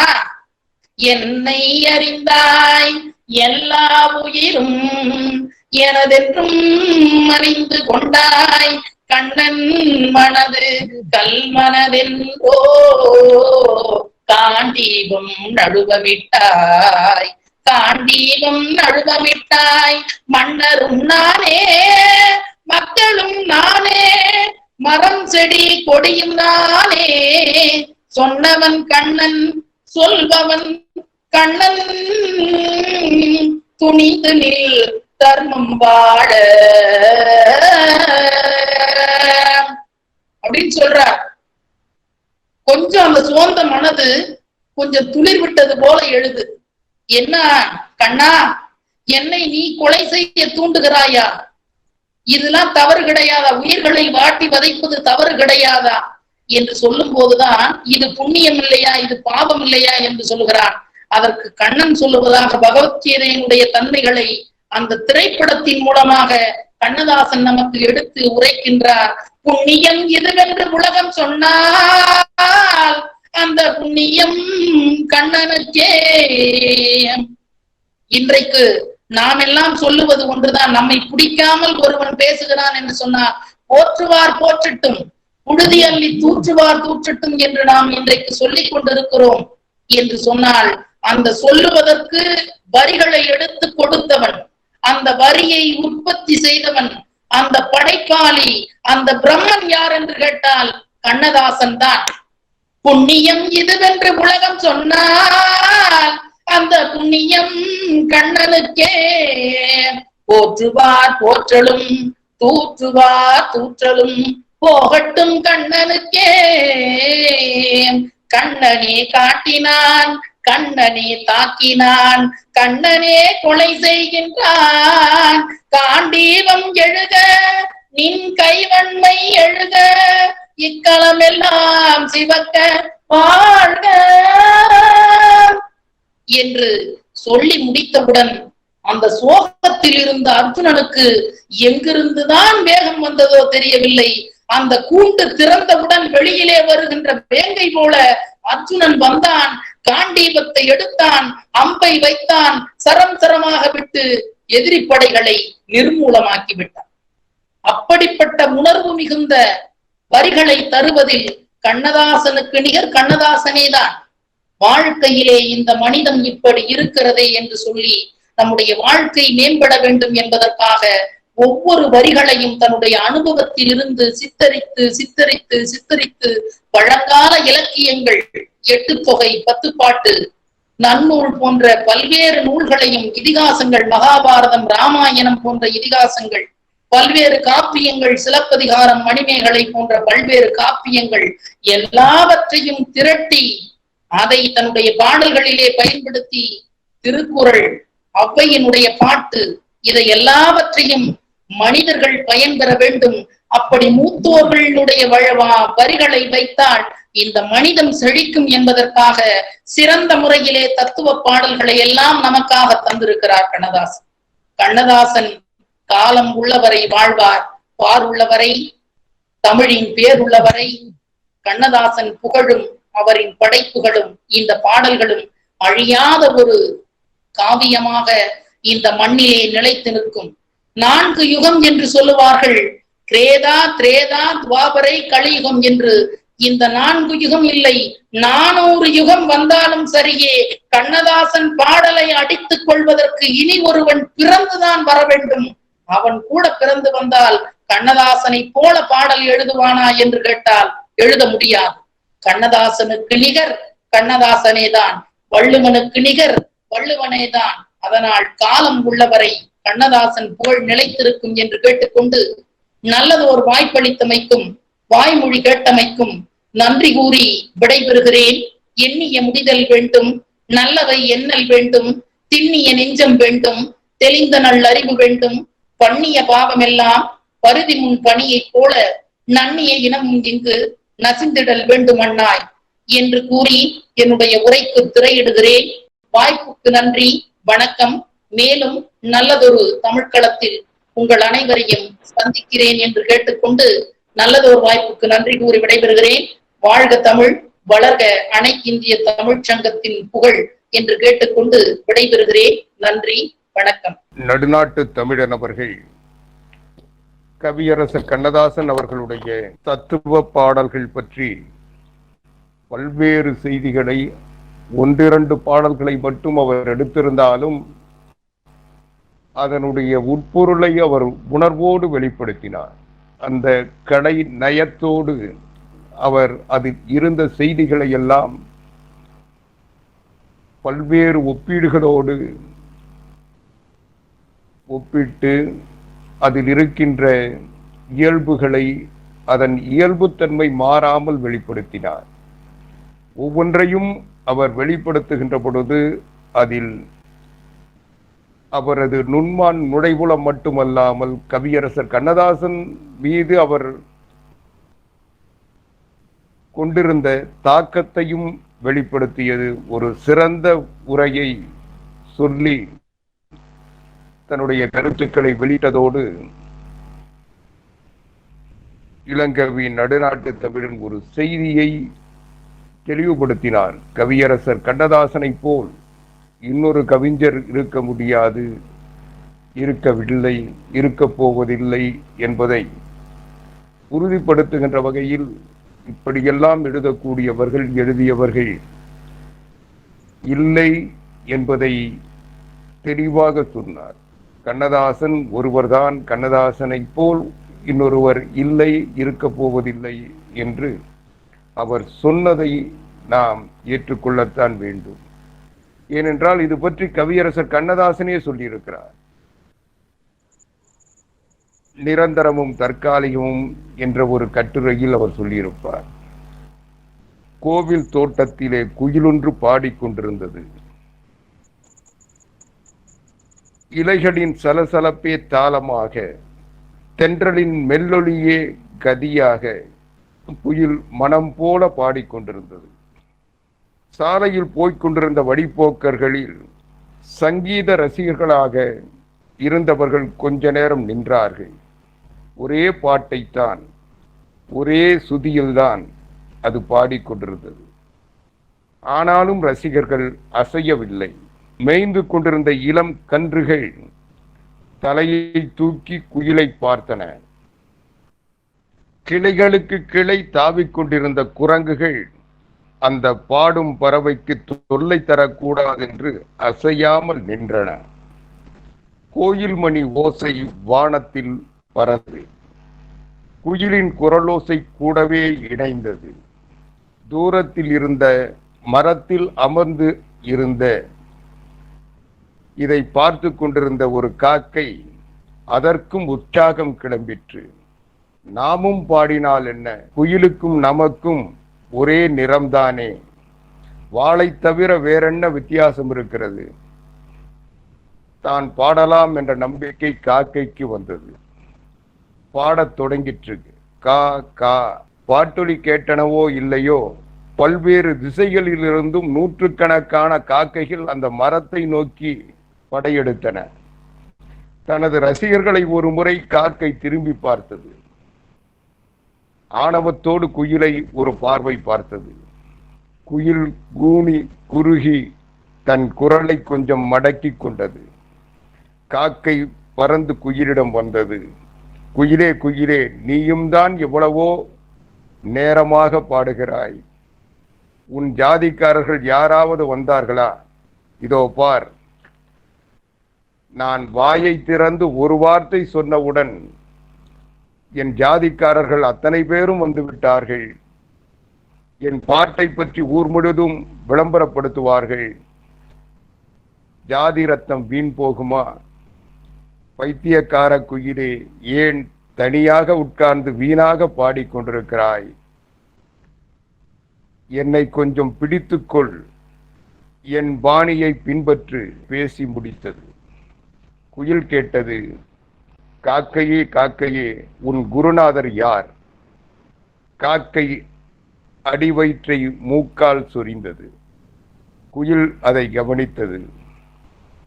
ஓஹோ, உங்கள் அடிவயிறுதான் உங்கள் குருநாதரோ? அங்கிருந்துதான் உங்கள் இசை கிளம்புகிறதோ? மெத்த சரி. நாங்கள் பாவம், பரிதாபத்திற்குரியவர்கள். யுக யுகாந்திரங்களாய் பாடிக்கொண்டிருக்கிறோம். உங்கள் ஜாதியில் இருப்பது போல் ஜாதி அபிமானம் யாருக்கும் வருவதில்லை.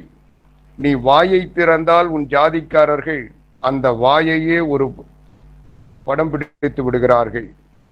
நீ கழுத்தை வளைத்தால் ஒரு படம், காலை தூக்கினால் ஒரு படம், படுத்து கிடந்தால் ஒரு படம், பறந்து போனால் ஒரு படம்.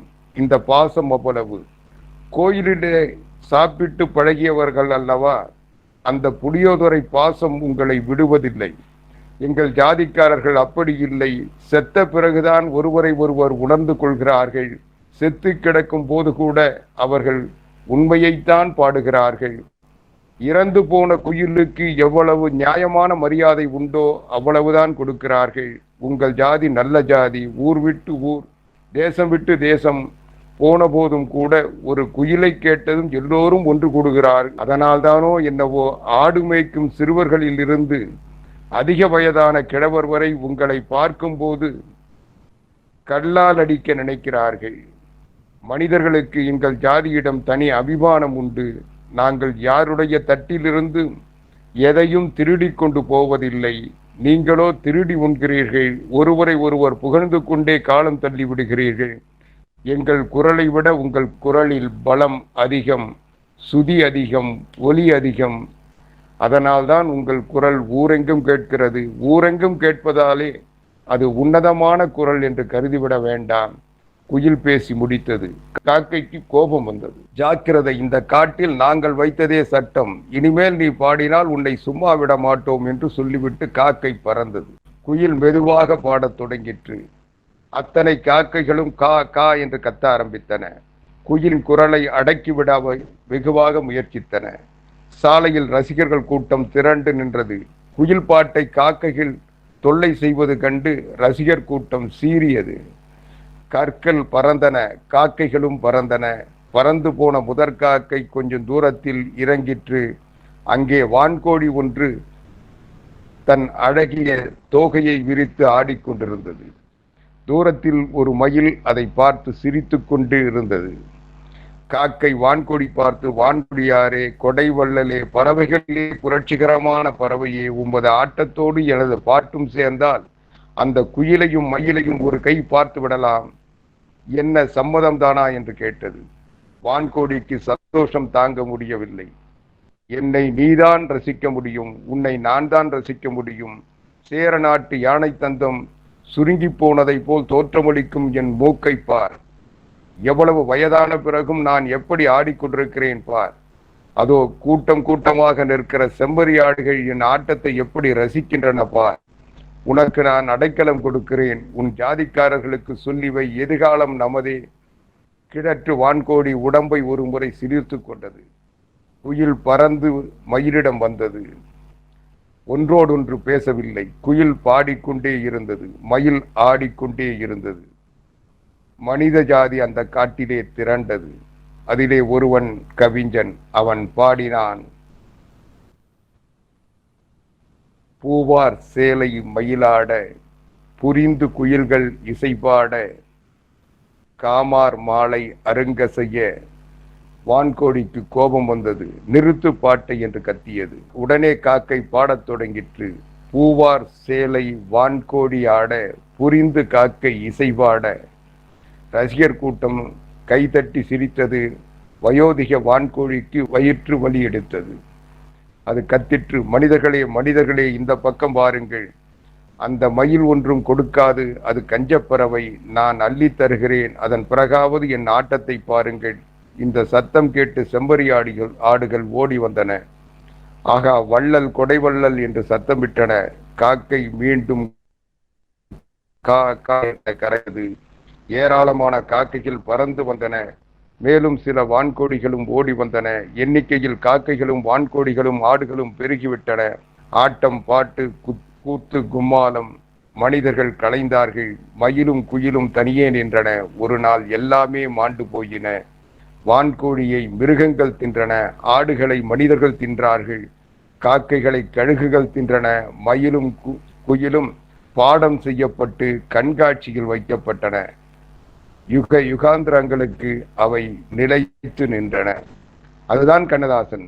இன்றைக்கு எவ்வளவு ஆட்டம் போட்டாலும் அவரோடு அவரை விட சிறந்தவர்கள் என்று சொன்னவர்கள் கவியரசு, கவி பேரரசு, கவி சக்கரவர்த்தி என்றெல்லாம் யார் ஆட்டம் போட்டாலும் அவை எல்லாம் வென்று காலத்துக்கும் நிற்கின்ற கவிதைகளையும் தத்துவங்களையும் தமிழையும் தந்தவர் கவியரசர் கண்ணதாசன்.